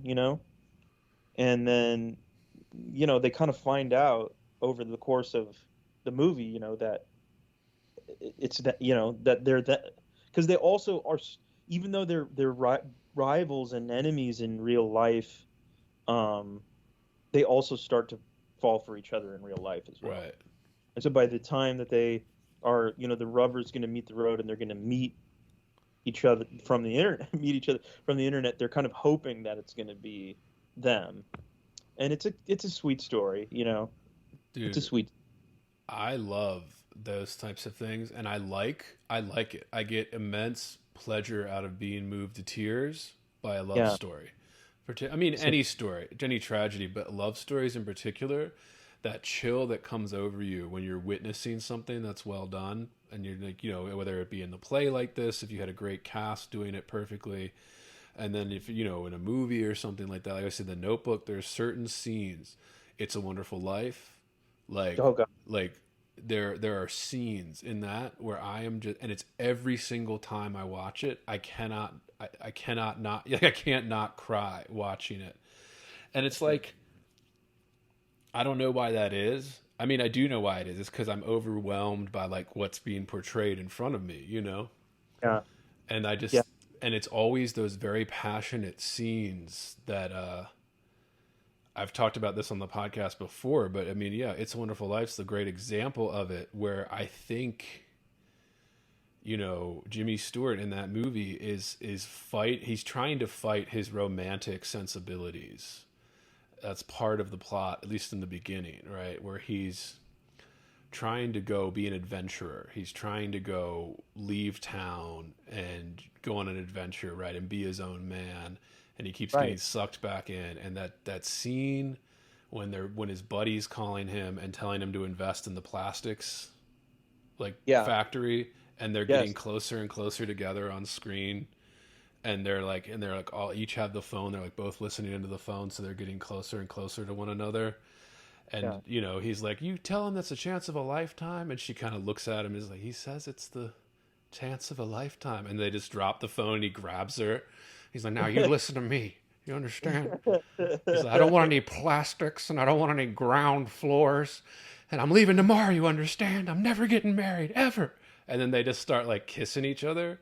Like even just thinking about it now, like I get that kind of chill like over me, like the kind of like goose pimples come through. And I don't know why, I've just always been attuned to a scene like that, to a passionate exchange like that, to feelings like that, whether in art or real life or anything like it, like there's just immense, I don't know why, man. I don't know why, but I've just always been more sensitive to it than almost anyone I've met. And it's not like I've met everybody in the world, listeners, so it's not like I'm trying to say, oh, I'm this special little boy. but it's just... Well, it's good to be in touch with feelings like that. I'm moved by, I don't know, I don't know, sports movies move me quite a bit. Yeah, yes, they move me quite a bit. Rudy? And, what's that? Rudy? Yeah, Rudy, exactly. Something Remember like that. the Titans was big when we were kids? Yeah. That's not as much as like a tragic, but there's some, But Rudy, kind of the death. Yeah. But I mean, but also like the triumph of like the underdog is always like, really kind of moves me. Speaking of It's a Wonderful Life, I had Frank Capra's biographer on my show. Right, I saw that. Yeah. Right, and he told he had an interesting story about writing Frank Capra's biography, but Anyway, I don't want to get into it, but apparently, Frank Capra was, they kind of thought of him as like this, like kind of populist, everyman filmmaker, but he was actually like a very like conservative capitalist man who also was an informant during the Red Scare, like was like ratting out people for being communist. Yeah. But that doesn't. I mean, I don't say that to say, because It's a Wonderful Life. Like, honestly, Andrew, you're gonna think this is kind of weird, but I hadn't seen It's a Wonderful Life until this last Christmas. Oh wow! Yeah. And it was like a very amazing and moving experience.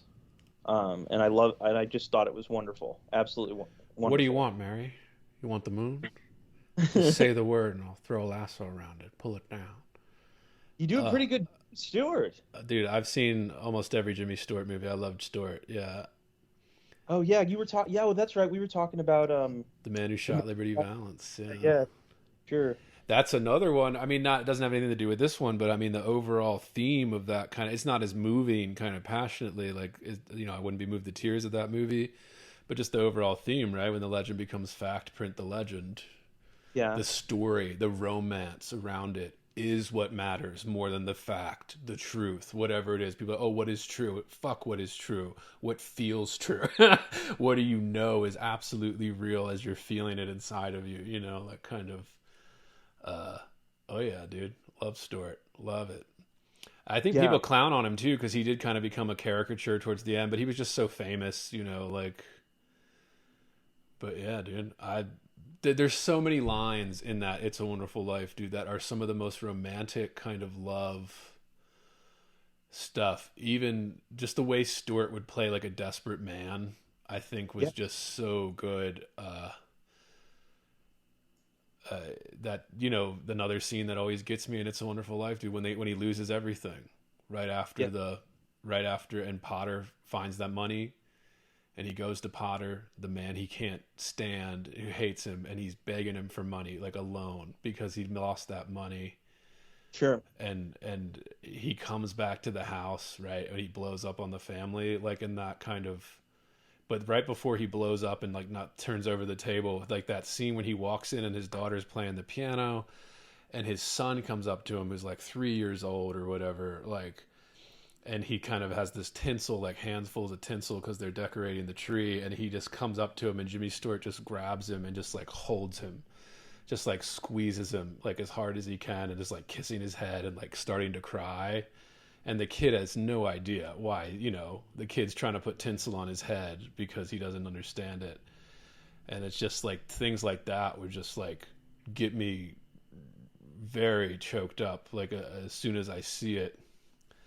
Or even at the end, like when everybody's dumping that money on the table, like even that, like my brother George, the richest man in the world, like kind of that, I feel it. Like I said, the goose pimples, Yeah. dude, like the kind of, even just thinking about it gets me that kind of, I don't know. I've just always been just like an emotional, sensitive person, dude. Like just a sensitive young man. Not so young anymore, but. Well, yeah, well, I mean, just the fact that it's like about, I don't know. There's the thing that moved me is that it was like this guy didn't understand his place in the world. Like he didn't Right. understand his role in God's universe, and his life didn't turn out the way that he wanted it to turn out. Like his will, but then, an angel is sent to save his life and show him, by the way, like, this is God, like, you're an instrument of God's will, and like his understanding of his place in the world was changed, and his will to live was restored, and it saved his life. And that's, I think if anybody's ever gone through like a dark time in their life, or God, I mean, that how beautiful would that be to reframe, like to have a new understanding of like who you are and what your role is in the world, like, because we want to believe that we have a role, I think, in the world, I guess I would say, and that's what moved me. I think the other, people shit on that movie too. One, because it's so popular, and two, just because it's so good. I think people try to, denigrate it. But another reason I think they do is because it's very masculine. And what I mean by that is that, the kind of most men live lives of quiet desperation type idea, Yes. where he wanted something else and he never got it. And it like, and it is just this thing that like, but he got something else, and he didn't quite realize that. But I still think that there's it's this internal struggle within every kind of man, more specifically, but I'm not saying this doesn't happen for women or anybody else, but it just specifically men that are just kind of, you want something and then you don't get it and you're failing, and then you kind of lose track of everything else. Maybe it's a passion thing, maybe it's because even George in that movie, he wants this romantic, adventurous life, like seeing the world, becoming some big architect, like doing something with his life, and he feels like he got that taken from him, or I don't know, duty called, or he had to watch his brother get these kind of, he didn't get to be a war hero, he didn't get to travel, he didn't even get to serve because of his fucking ear that got hurt when he saved his brother when he was a kid, like, I don't know, there's just something desperate in a lot of men. Mm-hmm. And I think that movie really captures that. And then it kind of, it actually even gives you a happy ending with that, like gives you a satisfaction and shows you that actually you should be grateful, kind of, message or whatever. Look around you and look at all this greatness around you that you've helped create. And I think people don't like that, maybe because it is so masculine. I don't Well, know. I don't know where I'm going with that, but well, I do think that people have a hard time appreciating their lives as they are. Like yeah, that's its inherent difficulty of life, and that it actually takes like some practice and work. Um, and it's an important thing to I think it's like so important to focus on what you have and instead of what you don't have, and it's like such a simple message. And I think that a lot of people like they don't even want to believe that that's true. They don't even want to believe that it's true. Um, yeah, yeah. Have you ever seen Rear Window? oh yeah, Okay, okay, nice. What about Vertigo? oh yeah. Jimmy Stewart. Okay, I love Rear that Window too, as I saw it when I was a kid, and it was like one of my favorites. nice, I, nice. Yeah. I just the voyeurism, the spying, the Hmm. the I still love that. I just moved recently, but like I lived in an apartment for many years before this, and what I would always do is I'd always pay attention to. I wasn't like just like staring out the window looking for shit, but I'd always be paying attention to what was happening, like out in like the all these people living in this building, Yeah. and what was going on with it. And I think that's romantic too, like a romantic sense of the world, kind of voyeuristically observing it and these different things, like the divorced mom that lived down the hall, like when her boyfriend would come pick her up, like because I'd hear his fucking car, like like, and I'd be like, oh yeah, and you start to just like these little stories, this little kind of rear window, you start to construct these things. Yes. uh Yes. yeah, I love Yeah. that.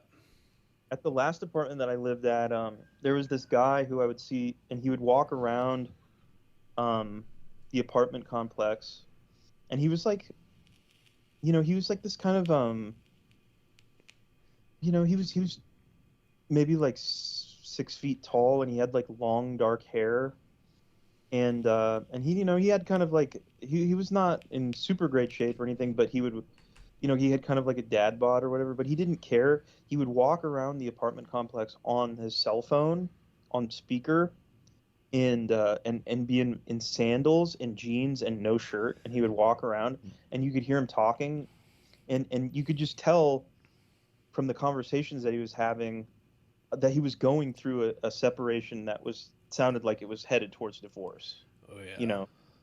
And it was always fascinating to like witness him pacing around like the grounds of the apartment complex, like walking with his shirt off.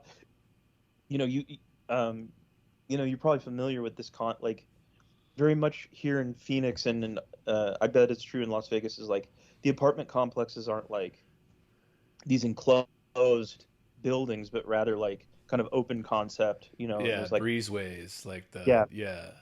exactly, exactly. And so I could just like listen to this guy talking, and you could hear that he was like really frustrated um, with his with his wife, and it sounded like she wasn't as interested in like getting things back together as he was, which is a sad story. But um, anyway, that guy was interesting, but also his aesthetic of like kind of like this long haired guy with no shirt on and a jeans and sandals. Yeah, on like speakerphone walking around, like Yeah, yeah, yeah. yeah, Um, absolutely. for sure, for sure. Yeah, man. Um, There's definitely like, and I mean the reason this is a long way to get to it, but I just mean like the kind of the balcony scene in Romeo and yeah, Juliet is one obviously the most famous scene in the entire, maybe history of literature, sure. is that kind of balcony scene. Romeo kind of watching the light as he's coming out of the tower that he knows Juliet is in, where he kind of comes out of the dark, right? The line is, "But soft what light through yonder window breaks," is the most famous line in the entire play. It is the east and Juliet is the sun. Arise, fair sun, and kill the envious moon. Absolutely. Just unbelievable. Yeah, for sure. For sure. Just kind of, and I think just like there's something inherently romantic about a tower, about a balcony, going to somebody's window and shouting up to them. Marlon Brando in the streetcar Yes. named Desire, just shouting up to them, say anything. John Cusack holding that boombox, like just kind of there's something sneaky about it. One, right? The kind of high school young love when you're sneaking in and out of each other's rooms and stuff like that. You know, all of that. There's just something so romantic about towers, like going up into a tower, like climbing a tower to get to this girl. I don't Yeah. know. Yeah. Did you ever like sneak your girlfriend into your house or out of your house, or you ever sneak out? Yeah. Oh yes. Yeah. Oh yes. And it was always like kind of a romantic thing, right? Like the kind of passionate thing that was I me. She speaks, oh speak again, bright angel, for thou art as glorious to this night, being over my head as his winged messenger of heaven. An angel. Just unbelievable. Yeah. Yeah. Um well, and the thing that amazes me is like from the Baz Luhrmann adaptation is like how fresh he was able to make all of this material with like, I mean, and so he made like everything that he did in that film was like a choice. There was nothing like kind of left outside of his like it was like left to chance, or Right. just, oh, that's there, let's just use that, you know. um I don't know, how did that movie strike you this time around? What I actually liked it more this time around than I did previously.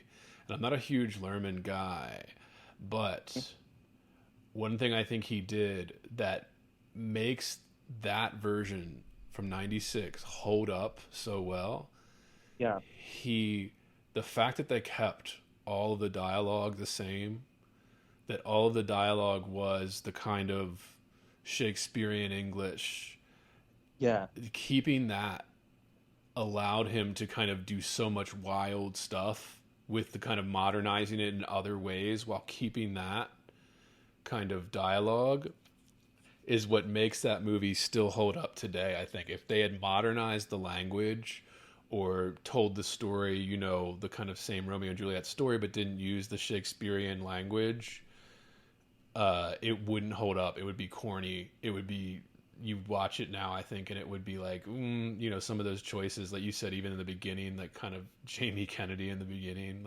Yeah. Do you bite your thumb at me, sir? Like, yes, I It's bite very, my thumb, but not at you. it's very I mean, like, it's extremely 90s. Oh, the Hawaiian shirts. Yeah. But I Yeah, think all this, like kind of like the television, starting and ending with television, and making it kind of about, like in many ways I felt like it was about LA as seen through television, helicopters, and also just like the idea of like helicopters, police helicopters buzzing around Los Angeles, because it's like kind of fresh off of the LA riots, of the early 90s, and OJ, and all of that stuff. I felt like that was all there, but you're right in that keeping the dialogue, Shakespeare's dialogue, definitely helps to ground it in something right. more timeless.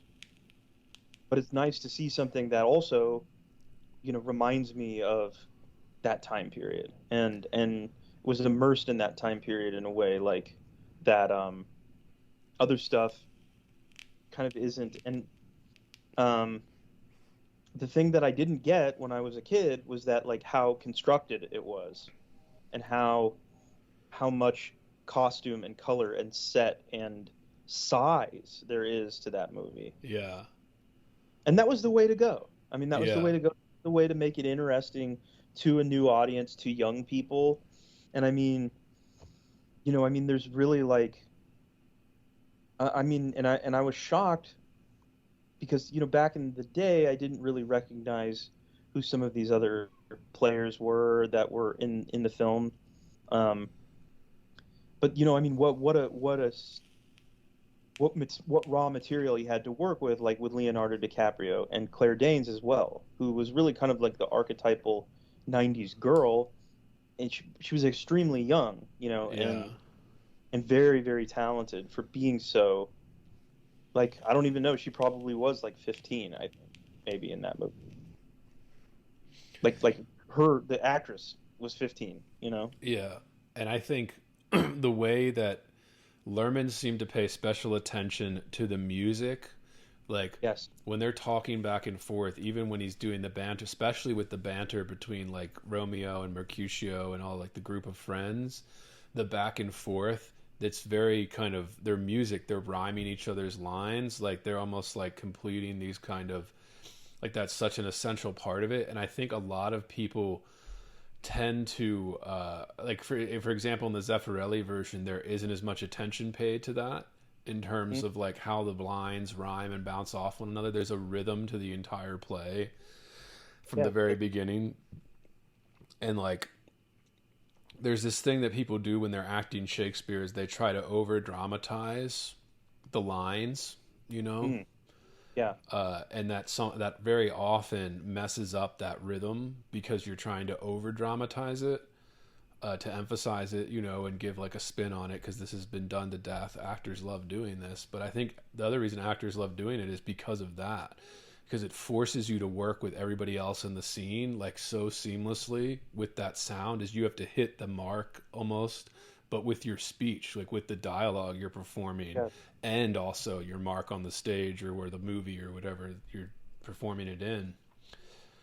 And yeah, there's just, and sometimes that's just maturity, I think, for terms of like an actor as an artist, that's just like maturity, understanding that.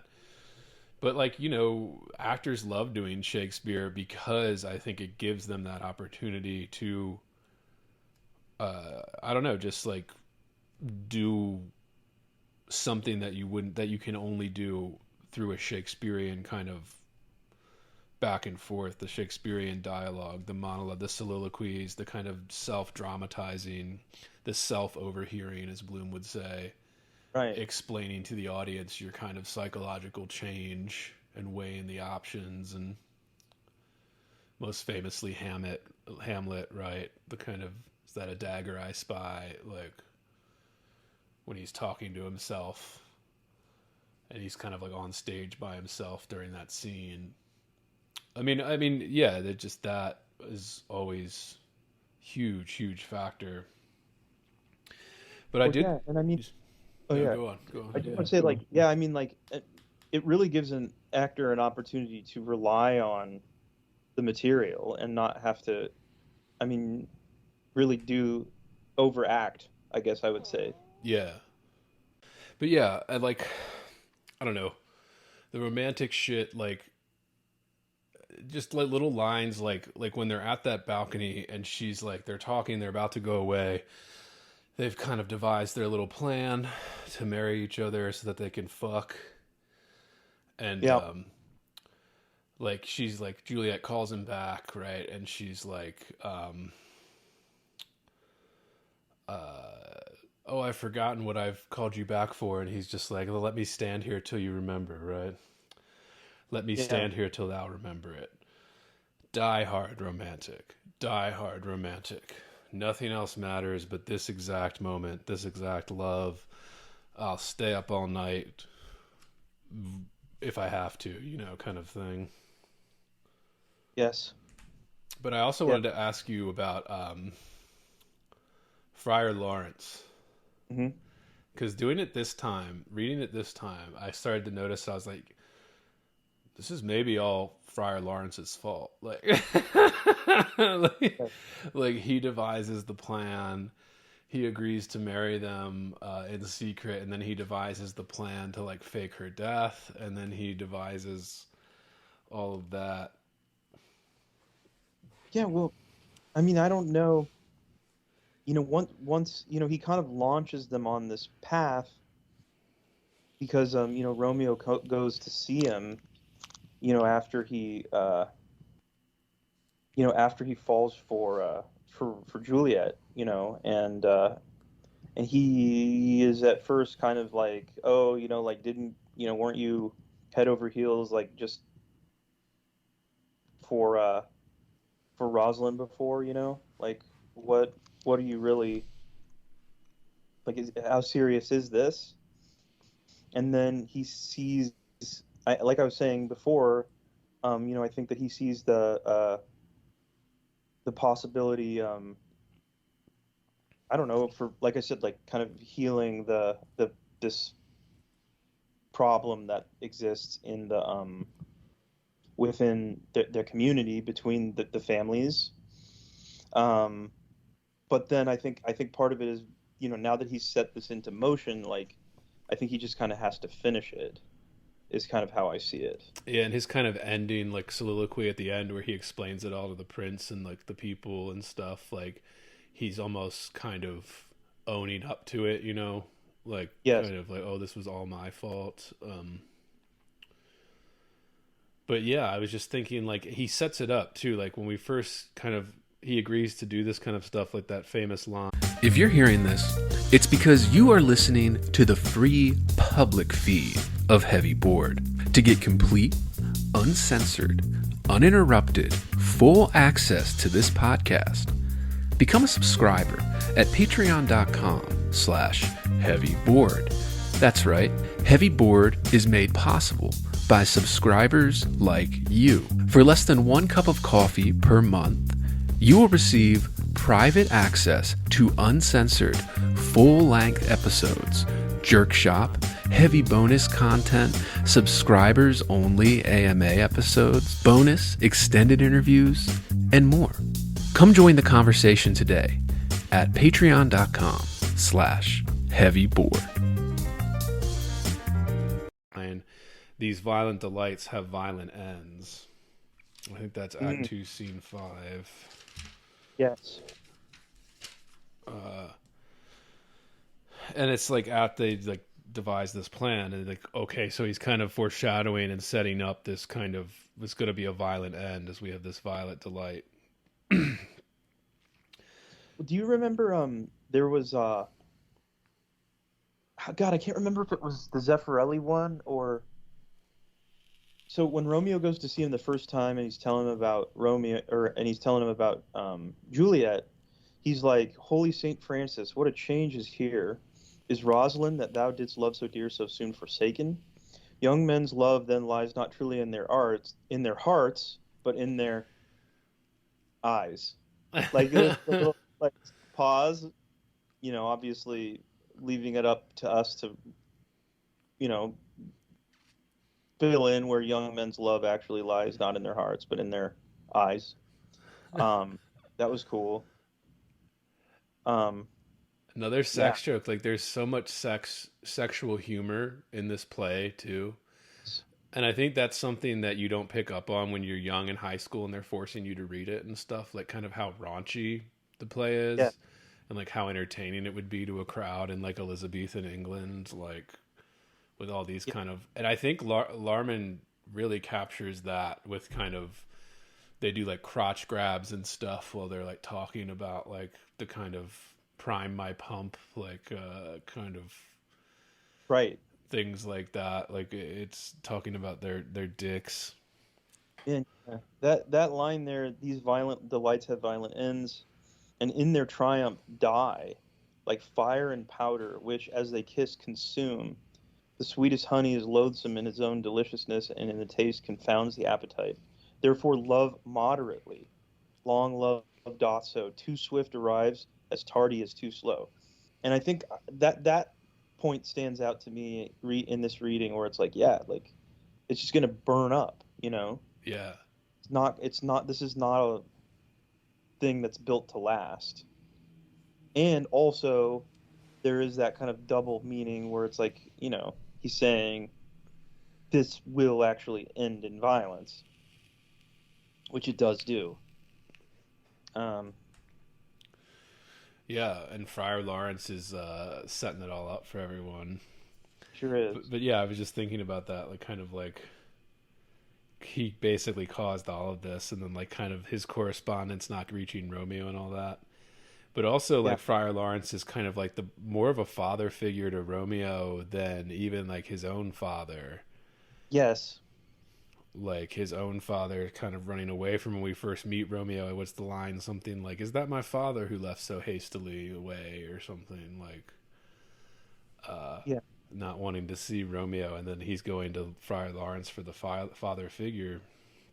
And even Right. like when Friar Lawrence, like after he gets banished for killing Tybalt, and he's like crying on like Friar Lawrence's floor, like Friar Lawrence is like basically calling him a bitch, like basically like, you need to buck up, young man. Yes. Well, it's to me that's striking at the this line at the end that the prince says, "This letter doth make good the friar's words, their course of love, the tidings of her death." And here he writes that he did buy a poison of a poor apothecary, and therewithal come to this vault to die and lie with Juliet. Where be these enemies? Capulet Montague, see what a scourge is laid upon your hate, that heaven finds means to kill your joys with love.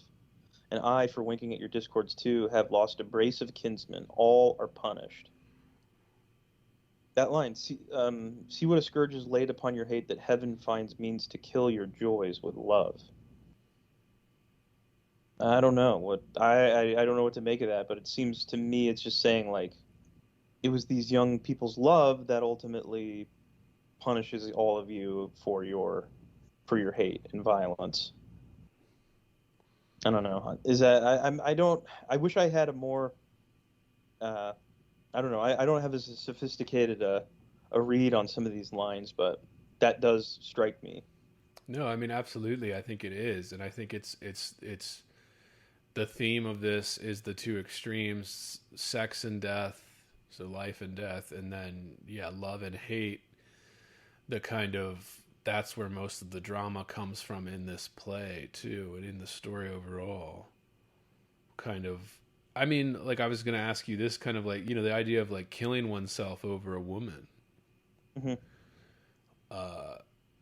Incredibly romantic. It's like this idea of death, but then like framing it in terms of an act of love, right? You're killing yourself as an act of love. It is the most extreme romantic kind of gesture. I don't know. I'm just thinking like Van Gogh cutting off his ear. Hmm. I mean, men willing to harm themselves in order to be with a woman. Yes. Like, just how common that is, too. Yeah. Or killing themselves over a woman, right? Like the Anthony Bourdain. Oh God. Uh, How it, unfortunate. yeah, like it just. I think that's. I don't know for a fact, but I'm just guessing here. I wouldn't be surprised if like the leading cause of like male suicide or something is something like that, like over some type of relationship, Divorce, maybe. divorce, or yeah, something blowing up like that. Um, Yes. Yes. I mean, it's got to be. It's got to be. I think it's. I don't know. That thought's fortunately never crossed my mind. Fortunately, but it's definitely got to be uh, the leading cause of male suicide. I would guess is like divorce. yeah, Uh, I would. I. It's interesting too. I this one psychologist was saying this, that he was saying like most men that he sees that are suicidal or men that have committed suicide he's like, it isn't because of depression or anything like this. We're like, oh, well, they're mentally ill. He's like, no, no, no. Like, they're not actually. He's like, it's actually, if you think about the perspective, it's very rational, where they feel that they've reached some point that they can't escape, you know, like they've reached some dead end that they see no way out of. He's like, that is more of the cause for male, specifically, like just male suicide, than anything else. It isn't like this mental health or depression. It is like actually like kind of a rational idea of I've I don't know, reached this point and there's no way out, so I'm just going to do this. And when he said that, I was just like, man, that is, why do men do that? Why are we? Yeah, because I mean, I mean, is there really anything that you can't get out of in some way or another, or Right, like yeah. live through, you know? I mean, even if you're like bankrupt financially, I wonder if it has more to do with like, I don't know, shame, Yeah. you know? Like I made a mess of things, like I failed.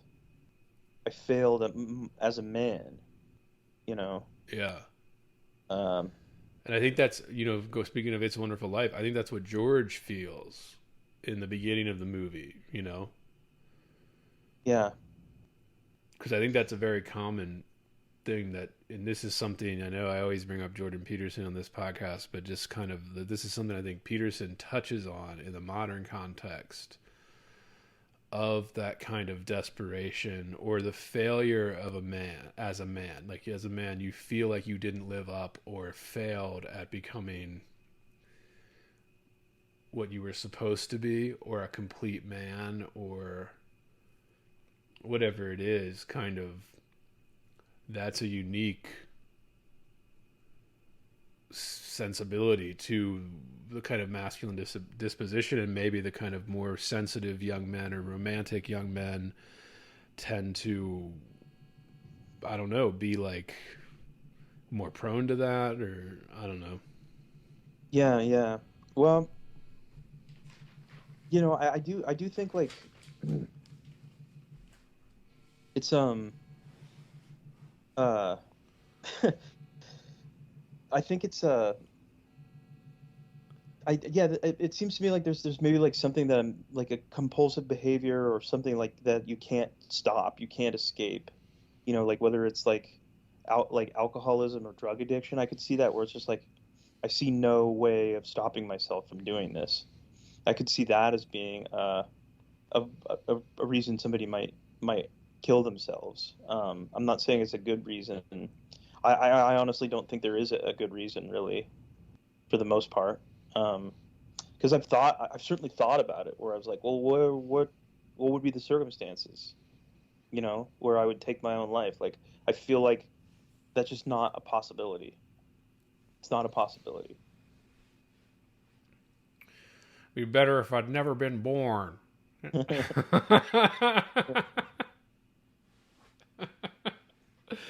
For sure, dude. Yeah, like, what did you make of the Zeffirelli film? Did you watch them in order? I ended up watching them. Like, I read the play, and then I watched the Zeffirelli first, and then I watched the Lerman. Or Yes. yeah. Same. What did I you thought think of it? I really enjoyed it. I really thought the Zeffirelli was a fun way to experience this play, and I really thought the acting was really strong in the ensemble. I thought that uh, Mercutio was phenomenal, was absolutely phenomenal, and I liked seeing it in that context. It made it, I don't know, there was something like very kind of um, Italian about it. I Yeah. felt like, and it, yeah, I really enjoyed that. You know, and I thought that it was interesting to see these young people from that era, you know, handling this material. And I mean, all in all, I think that my understanding of the actual words of Shakespeare, the actual dialogue itself, was better.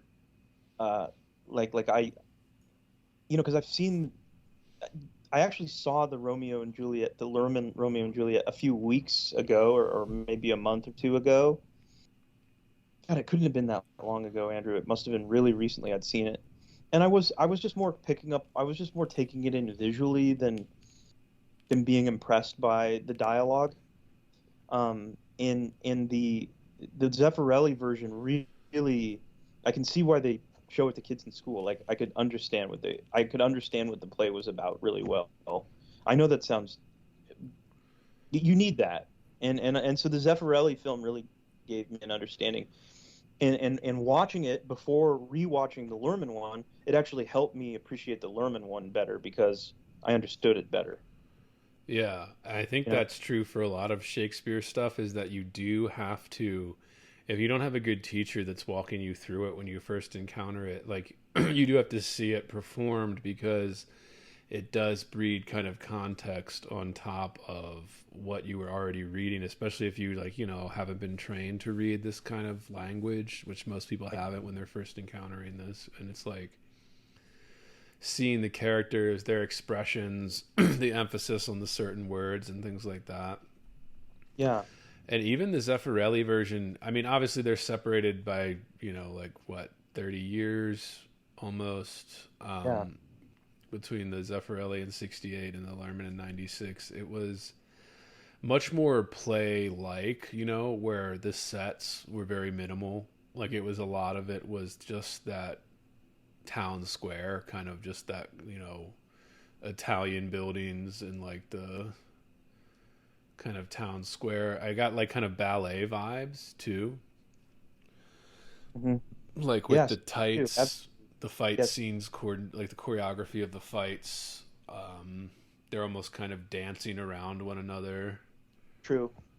I just got like a vibe of that. I mean, I noticed this in a lot of movies, even earlier movies than this, usually from like the 50s, when, television and film were becoming a more dominant medium than theater and like plays and stuff, like the reason, like old school movies and stuff that would only have like one room or whatever that they would be moving the camera in or something, sitcom style today. Well, it's because Sure. it came out of like the theater, where you only had this one room at a time on the set of like a stage, before we could do the elaborate kind of, fantasy set pieces or whatever. But yeah, I got a lot of that vibe. Also, shout out to the nurse in the Zeffirelli version. I looked it up. Pat Haywood plays the nurse, and just crushes it. Just crushes that. Absolutely. Yeah. And people will recognize Michael York, Yeah.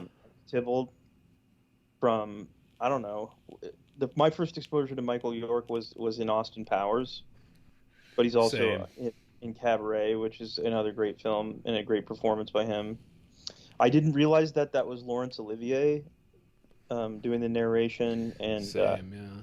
I just saw him recently because I rewatched the Hitchcock film Rebecca that he's in, and a tremendous interpreter, cinematic interpreter. And I would assume stage, though I obviously never got to experience that. But a fantastic interpreter of Shakespeare in his own right. Direct.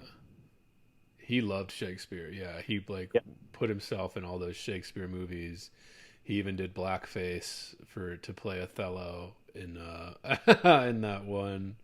Wow. The National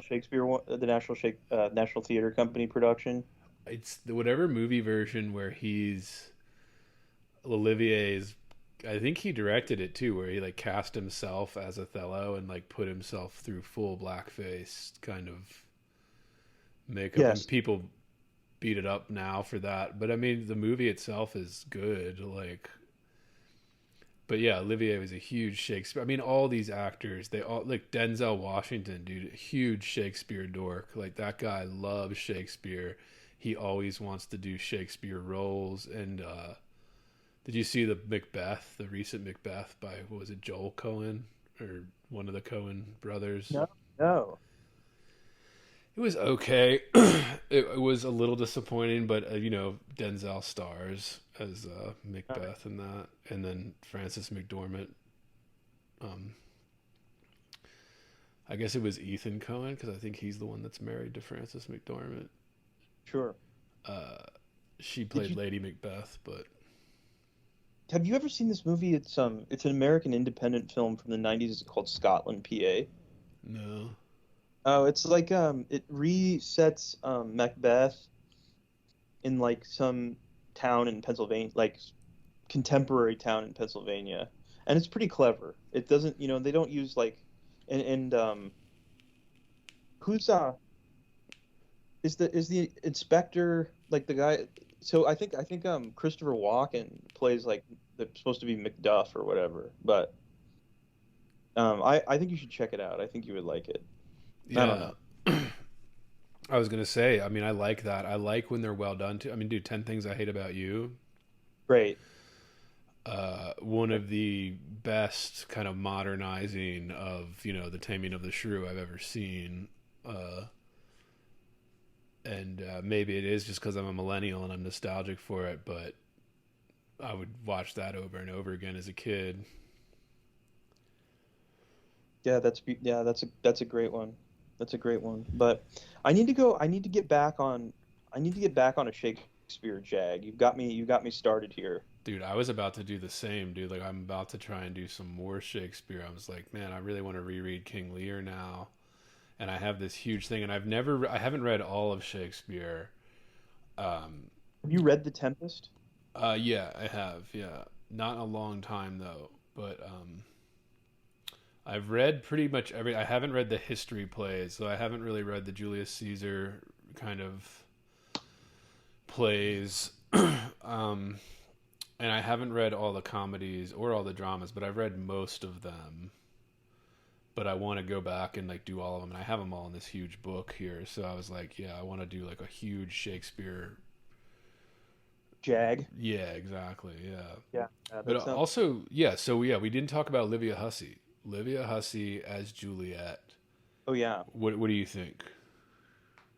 I mean, no issues. Really good. Oh yeah. Really good. I remember seeing it in high school. Like, since this was the one they showed in high school, like I remember thinking she was so hot as like a 15-year-old boy watching this. Like, yeah. I didn't want to say anything about that just because of how her age when the movie was made, but obviously incredibly beautiful, and I don't know, her career was weird. Yeah. She wasn't like a prestige dramatic actress. She was like, I don't know. She did various things, I think. I don't want to. I mean, I certainly don't want to disparage her career. She and she's actually she's actually Hispanic. Her real name is Osuna. Really? Yeah. She was born in Argentina. Damn. And but I read this weird thing that apparently her and Leonard Whiting, who plays Romeo, actually ended up filing a lawsuit against Paramount in December of 22. I saw that, yeah. And I don't know if I want to comment on that or not, but it got thrown. It was dismissed. Yeah, of course it was. Like, yeah. It was part of the Me Too fervor. Right. They were claiming some form of abuse or whatever during the sex scene in Romeo and Juliet in this version. Which, I mean, the sex scene in this, like, rewatching it, like, I thought it was hornier when I was a kid. Maybe I'm just desensitized to it now or whatever. Yeah. Like, you barely even see anything. Like, you see a shitload of Romeo's ass. Yeah. You get a little side boob. And then I'm like, oh, and they're filing a lawsuit over that? Like, yeah. I don't know. Maybe there was more that was cut or something that, like, they forced them to film. But I'm just thinking to myself, like, whatever, dude. Like, I mean, I think they just saw an opportunity, to get a little easy cash, and they went for it. Yeah. Or whatever. That's where we are at in society. But what was I going to say? Um, yeah, well, Zeffirelli, he was a gay man. I was gonna say I Um, was gonna see if he was. I didn't know, but I was like, he seemed gay from how much we linger on Romeo's ass in that scene. he I was was gay, like, is Geffarelli gay? Probably. Like, but he was also a very conservative Roman Catholic who um, supported supported the church's views on those kinds of issues, social issues. hmm. And so there was there was obviously, and he directed that movie Jesus of Nazareth, and like he was a devout Catholic. Um, but it makes me realize, like, oh man, I would really like to go back and watch the Zeffirelli. What was the one that he did do with Richard Burton and Elizabeth Taylor? He did one of those Shakespeare movies with Burton and Taylor. Was it Taming of the Shrew, or was It it? was. I think it was. I think you're right. It seemed like Um, I didn't know for a fact, but like the stylistically they seemed similar. That's why it yeah, jumped out at me. yeah, that's the one. That's the one. But they I did the would love. Tempest too, didn't they? Together, or am I making that up? I mean Burton and Taylor. Right, right. I see what you're saying. Yeah, I not don't Zephyr. know. I don't know. I'm not. There's one film adaptation of The Tempest uh, that I'm familiar with, and it's actually an incredible movie. It's called Tempest, and it takes place in modern times, and John Cassavetes plays Prospero. And I really liked it, but but I'm a big John Cassavetes fan as well. So What did yeah, you man, think of Leonard Whiting playing Romeo? His portrayal. he was fine. I mean, I wasn't like, he kind of reminds me of like a modern. Like at times I was getting like, is this like Chalamet or whatever, or is this what's the other guy's name? The guy from High School Musical, I forget his name. Zac Efron. Yeah, I was like, I got a little Efron vibes or whatever, but I wasn't overwhelmed by his performance. Like I said, I really was more impressed with like all the other players, whether it was like you were saying, the nurse, who was great. I've already called out Mercutio. I thought he was amazing. Like, okay, here's why the Mercutio in this one was good, because he captured both the big brother seriousness of Mercutio, but also that kind of like playfulness. But he didn't go too far with it. Yeah. He didn't turn Mercutio into full blown jester mode, you know. But that's what makes Mercutio interesting, though, is that there is that duality. That death scene is so great in the Zeffirelli version Yes. when Mercutio's dying and he's making and the way they frame it so that he's joking, and then he's kind of his face. He's like, "Fetch a surgeon," like like Yep. just and they like that kind of like awkward hesitation of, "Oh, Mercutio's fine," but then all like, "Oh, he's dead," like. Yeah. That actor did it great. The kind of transition, because it's sudden and it's hard to Yeah. do too. Like, but yeah, I agree with you on like Whiting. I mean, I'd never really heard of that guy. Had he done anything else like Leonard Whiting or Mm. Well, he left Hollywood pretty early on, I think, and stopped acting in Hollywood. he would Uh, have to, yeah. yeah.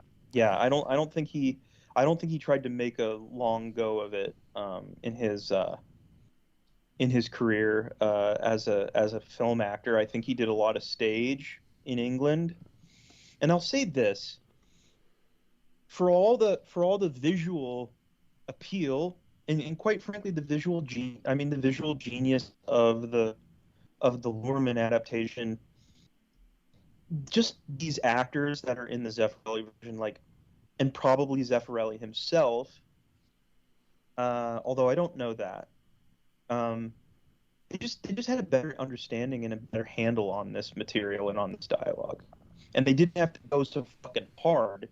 You know, the I feel like the Mercutio death scene and Romeo's subsequent confrontation with Tybalt is less like like Leonardo, like the guy who's playing Mercutio in the Lurman one screaming, and then Leonardo DiCaprio, like really kind of like, like screaming, lots of screaming, and these folks have a better handle on the material and let the material do a lot more of the talking, in this film, I feel.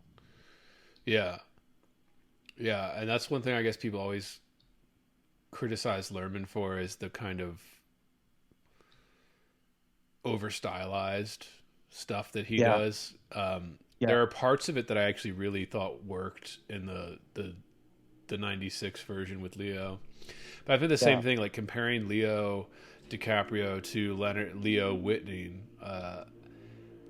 Leo, Yes. he's young. Leo's young in that role, and he gets a little shouty.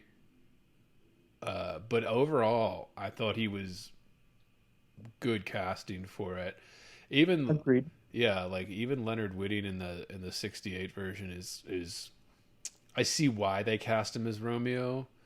Sure. I don't know. I mean, maybe I've just seen too many versions of it, or like when like you're reading something and you have that picture of it in your head, and then when it doesn't match up to what you see on screen when somebody else's interpretation of it, you're almost like like mm.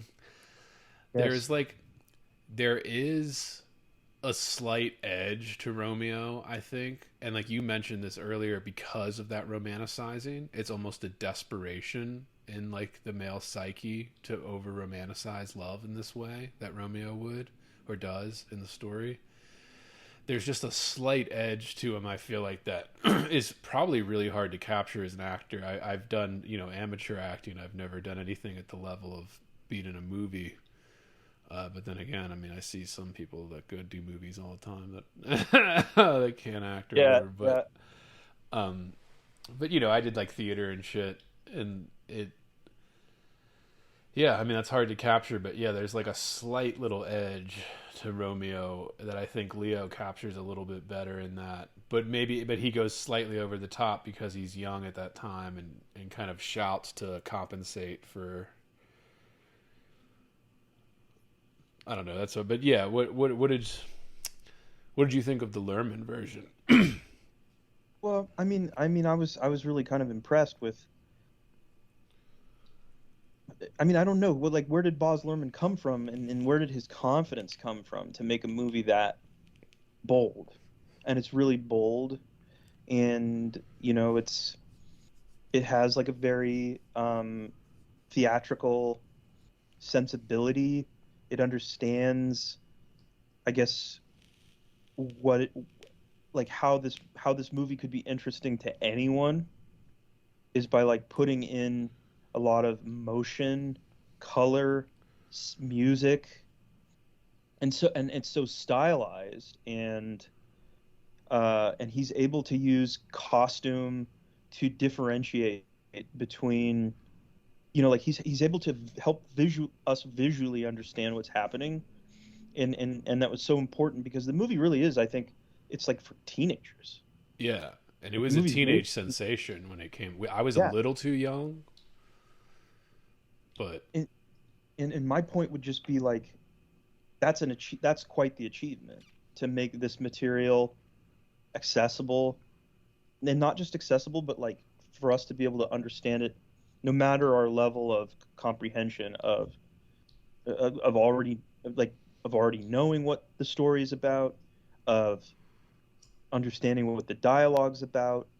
He's able to tell this movie visually, and I yeah, think does a great job of it, and makes a lot of choices, and they aren't all they don't all hit, but every one of them is like a choice and an original choice at that. And so uh, that I'm very impressed by the film. I don't think it's my I don't I'm not necessarily saying that like everything about it rubs me the right way. Um, and then again, like I said, it was made for teenagers, but I think it's quite the accomplishment. And I'm going to go out on a limb, and maybe people can accuse me of being a contrarian, but but I really groove. I groove more with Zeffirelli, like in terms of like, what do I want to, how do I want to experience this story, and how do I want to experience this dialogue, and just what's my mood? What is my mood? And my mood is more at this point in my life Zeffirelli. And quite frankly, I didn't have an appreciation for what Zeffirelli was doing in terms of costume, in terms of choreography, and also, of course, the acting. Yeah. I didn't get that when I watched, I thought, like I just kind of thought this is dry and old fashioned, but it's not. But then again, um, the Romeo, the Luhrmann one is so MTV. It's so Yeah. MTV, but in a good, but in a good way. That's not.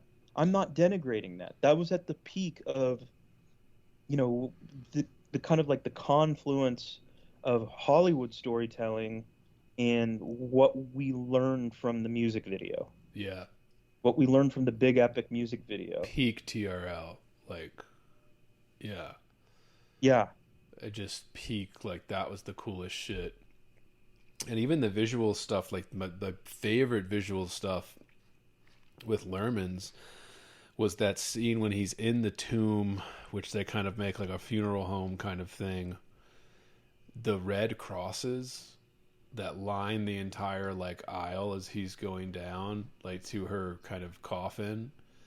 I yeah, was just like, this is so stunning, and it works, even though it's so like neon, like bright. Like you would never think of to put this in a Romeo and Juliet adaptation. For some reason, it just works. yes, But then, like, I have a kind of like I'm hit or miss with Lerman. I think he's kind of hit or miss in all the stuff he does. Like, I think there are parts of it that are really good, and overall, the product can be good, like the final product. But like, there's always little things that I'm like, ooh, you're so stylized. There's just things that I'm like a little quirked on. For example, dude, he got points against him. No balcony scene. He took away the balcony scene, and I get it. It's cliche at that point. Like, it had been, yes, 500 years of people putting on this play and making movies. He was trying to freshen it up a little bit, but I was just like, there are some things that you just can't freshen up, like no matter how, because it's just too iconic. It's almost, no matter how you try to go against it. So, for example, something like that balcony scene, if you try to freshen that up or change our expectations or something, it's almost disappointing because it's just so expected that there's no getting around it. You just have to bite the bullet as a filmmaker and kind of give the audience that and do it your way, obviously, and make it fresh however you want or can. But yeah, for that, when like he fell instead of having the balcony scene, I was like, oh, I want to have Romeo looking up, be like, be soft. What light yeah, through yonder window breaks? It is the yeah, sun, or is the east, yeah. and Juliet is the sun.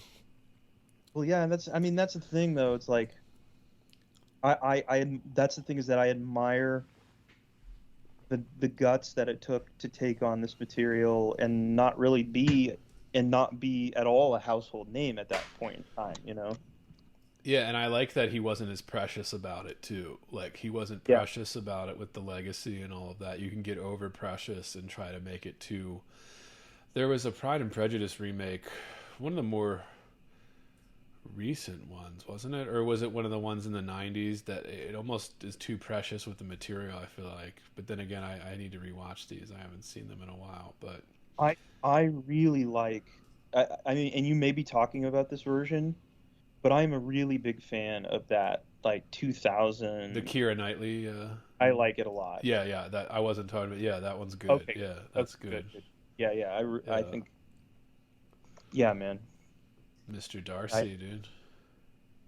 Yep, Isn't Mr. Darcy Tom from Succession in that one? correct, Yeah, correct. That's hilarious. yeah, dude. Um, That actor, I don't even know his name, dude. That actor, but he's fucking great.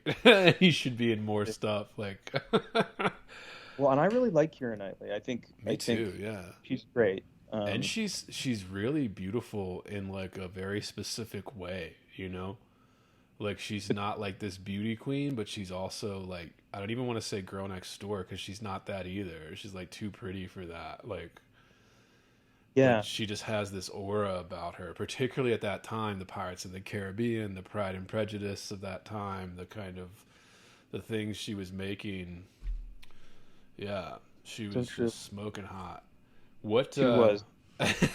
yeah, bro. What do you make of um of Leo and Claire Danes in the title roles?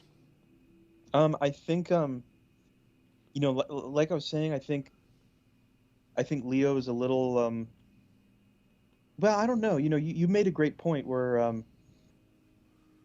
I don't know, there is something like really like that kind of, like desperate teenage romantic sensitive boy. Like it's very very um yeah, like it feels true to life, and so I don't ding him uh I don't ding him for that, and I think the look that he has is kind of perfect. Like I don't think it could have been really anybody else. Yeah. And I mean, he's so iconic, and Romeo's so iconic. And then, I mean, I just think that Claire Danes could do no wrong from her early career. I thought she was fantastic. I think the maturity like her maturity and being able to play this role is really striking. Yeah. And I think again, like it's a nobody else could have done this. I think you could have only gotten somebody who's like, I don't know, exceptionally gifted for a young person, and she is. And She's one who's had and like a it seems almost maybe it's the Juliet curse where like it feels like her career should have been bigger agreed. post that role, because I mean, I saw her in what was the show, Homeland, Homeland. Yeah, never saw it. she's fantastic. Like she's just gotten better as she's gotten older as like an actor. Like she's great in that.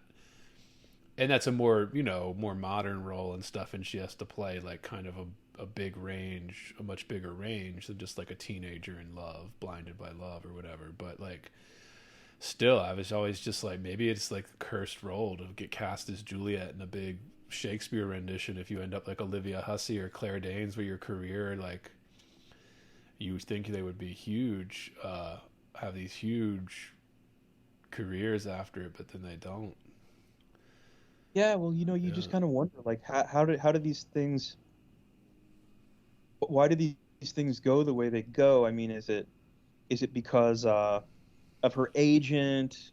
Is it because people think of her as because she was such like she was in My So-Called Life, and she was so young, Right. and she was so young, and people are like, this is not like I can't see this woman in this adult role or whatever, and they kind of dismiss. But yeah, man, I mean, I think that's a good question, because yet you would think that she was headed for a huge career, like a kind of like a Meryl Streep Yeah. kind of arc, and that didn't happen. Um, and maybe she's okay with. Uh, I'm sure she got enough money from that movie that she never had to work again. Like if she yeah, didn't yeah, want to, yeah.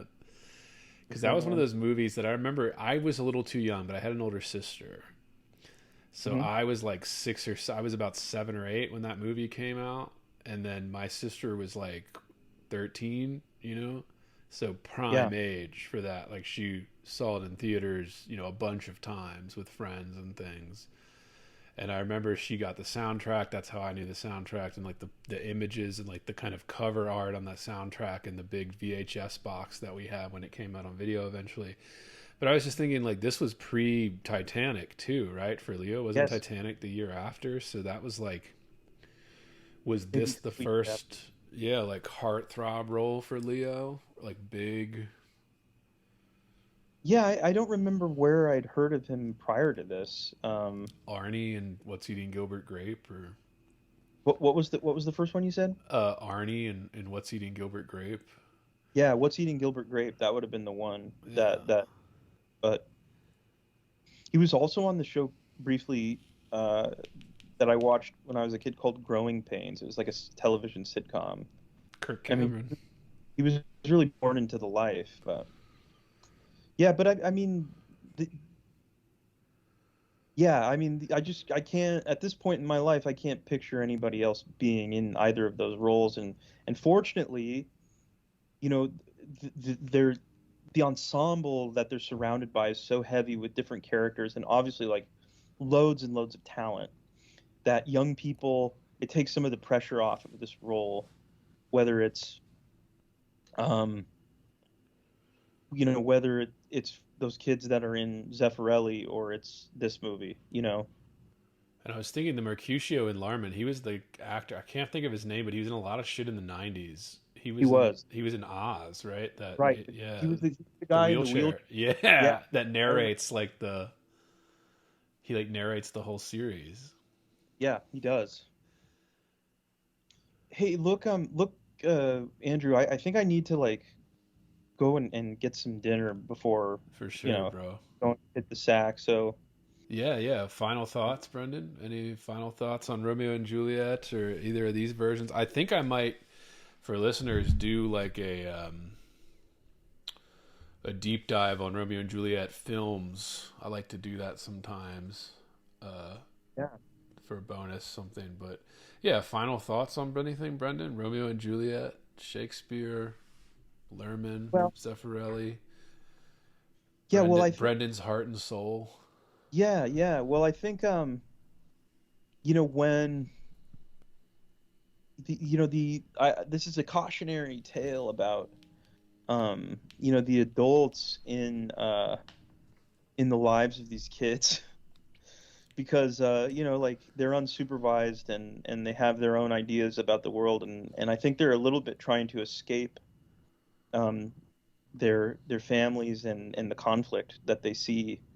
um it's a wonderful play and I think that anybody who read it or pretended to read it high school should go back and take a second look and and maybe start with and maybe start with the Boz Luhrmann one and work your way backwards. See how that goes. Yeah. But Or even like just, this is one of those plays that's always going on at like a local theater group oh or something, like, because it's a great one for actors. Just, the tickets to that, if it's like a local one, probably pretty cheap. Take a girl yeah, out, take somebody out, listeners, to go see that local college or whatever doing it. yeah, I couldn't agree with that more. Every time I go and see Shakespeare in person, I'm rewarded. Exactly. Yeah. I'm rewarded, and I'm just looking. I'm trying to see where am I going to go see Shakespeare next. And I was just googling it. I'm trying to find. There's a who's this? The Southwest Shakespeare Company. Where are they? Where are they located? 30 years we've been Arizona's standard bearer for classical theater. Hell yeah. Even Arizona has a standard bearer. Oh, they're right here in the east side of Phoenix. There you Hell go. yeah. What do they got going on here? Oh shit. They even do plays at Taliesin West, which was Frank Lloyd Wright's house in the desert. So we got some Merchant of Venice coming up here next in the spring at Frank Lloyd Wright's house. That's a great one. Uh, Yeah. yeah, great. Little date night for all those out there in Arizona, in the Definitely, Southwest. definitely. Yeah. So, but I'm inspired to go and see some plays. I always forget, that that's an option. Yeah, the live theater too. Yeah, Yeah, 12th night coming up here in October. that's another good one to see live. Yeah. Man, that sounds great. All right, drop your handles. Where can people find your stuff, Brendan, and Tales from the Mall? Okay, so if you want to like really explore the show, then you want to go to patreon.com/tales from the mall. There's a lot of content on there that's, you can access for only $5 a month. It's like 169 episodes of the show, 169 like interviews, plus several after hours. Like I think we've done 10 after hours episodes. You can hear Andrew in either case. Oh yeah. So there's a huge archive going back almost 3 years. We'll have my 3-year anniversary here in November. On Twitter, I'm at Luso, Luso _Brendan. And then on Instagram, Tales _from_the_mall. Hell yeah. Get it out there, listeners. Give it a follow, give it a like, give it a listen. Go check it out. Again, I'm on there. Brendan's out there doing great stuff. Brendan, thanks for taking the time, man. This has been a lot of fun, as I knew it would be, dude. Little romantic boy summer. Absolutely. Thank you for thinking of me. I had a blast, and, you know, don't hesitate to think of me again in the future. Oh, yeah. We'll have to have you back, boy. That'd be awesome. Yeah, this has been another episode of Heavy Board.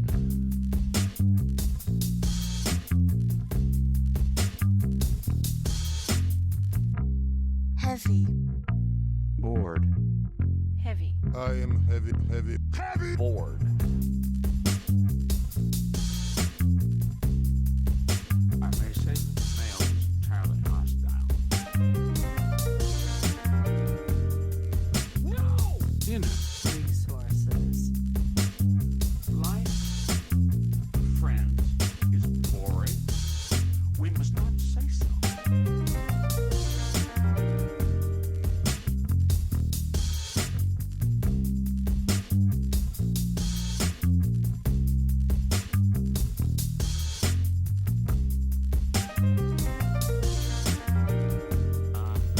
Are you radioactive, pal? Inner. Resources. American resources. Being bored, Some activities are intentional, right? it shows such a lack Heavy. of gratitude for life. Bored. I aspire to boredom, Heavy. I should say. Bored. Heavy. I am heavy Bored. Has you the night sweats and the day sweats, pal? Pal, I do. If you're hearing this, it's because you are listening to the free public feed of Heavy Board. To get complete, uncensored, uninterrupted, full access to this podcast, become a subscriber at patreon.com/heavyboard. That's right, Heavy Board is made possible by subscribers like you. For less than 1 cup of coffee per month, you will receive private access to uncensored, full-length episodes, jerk shop, heavy bonus content, subscribers-only AMA episodes, bonus extended interviews, and more. Come join the conversation today at patreon.com/heavyboard.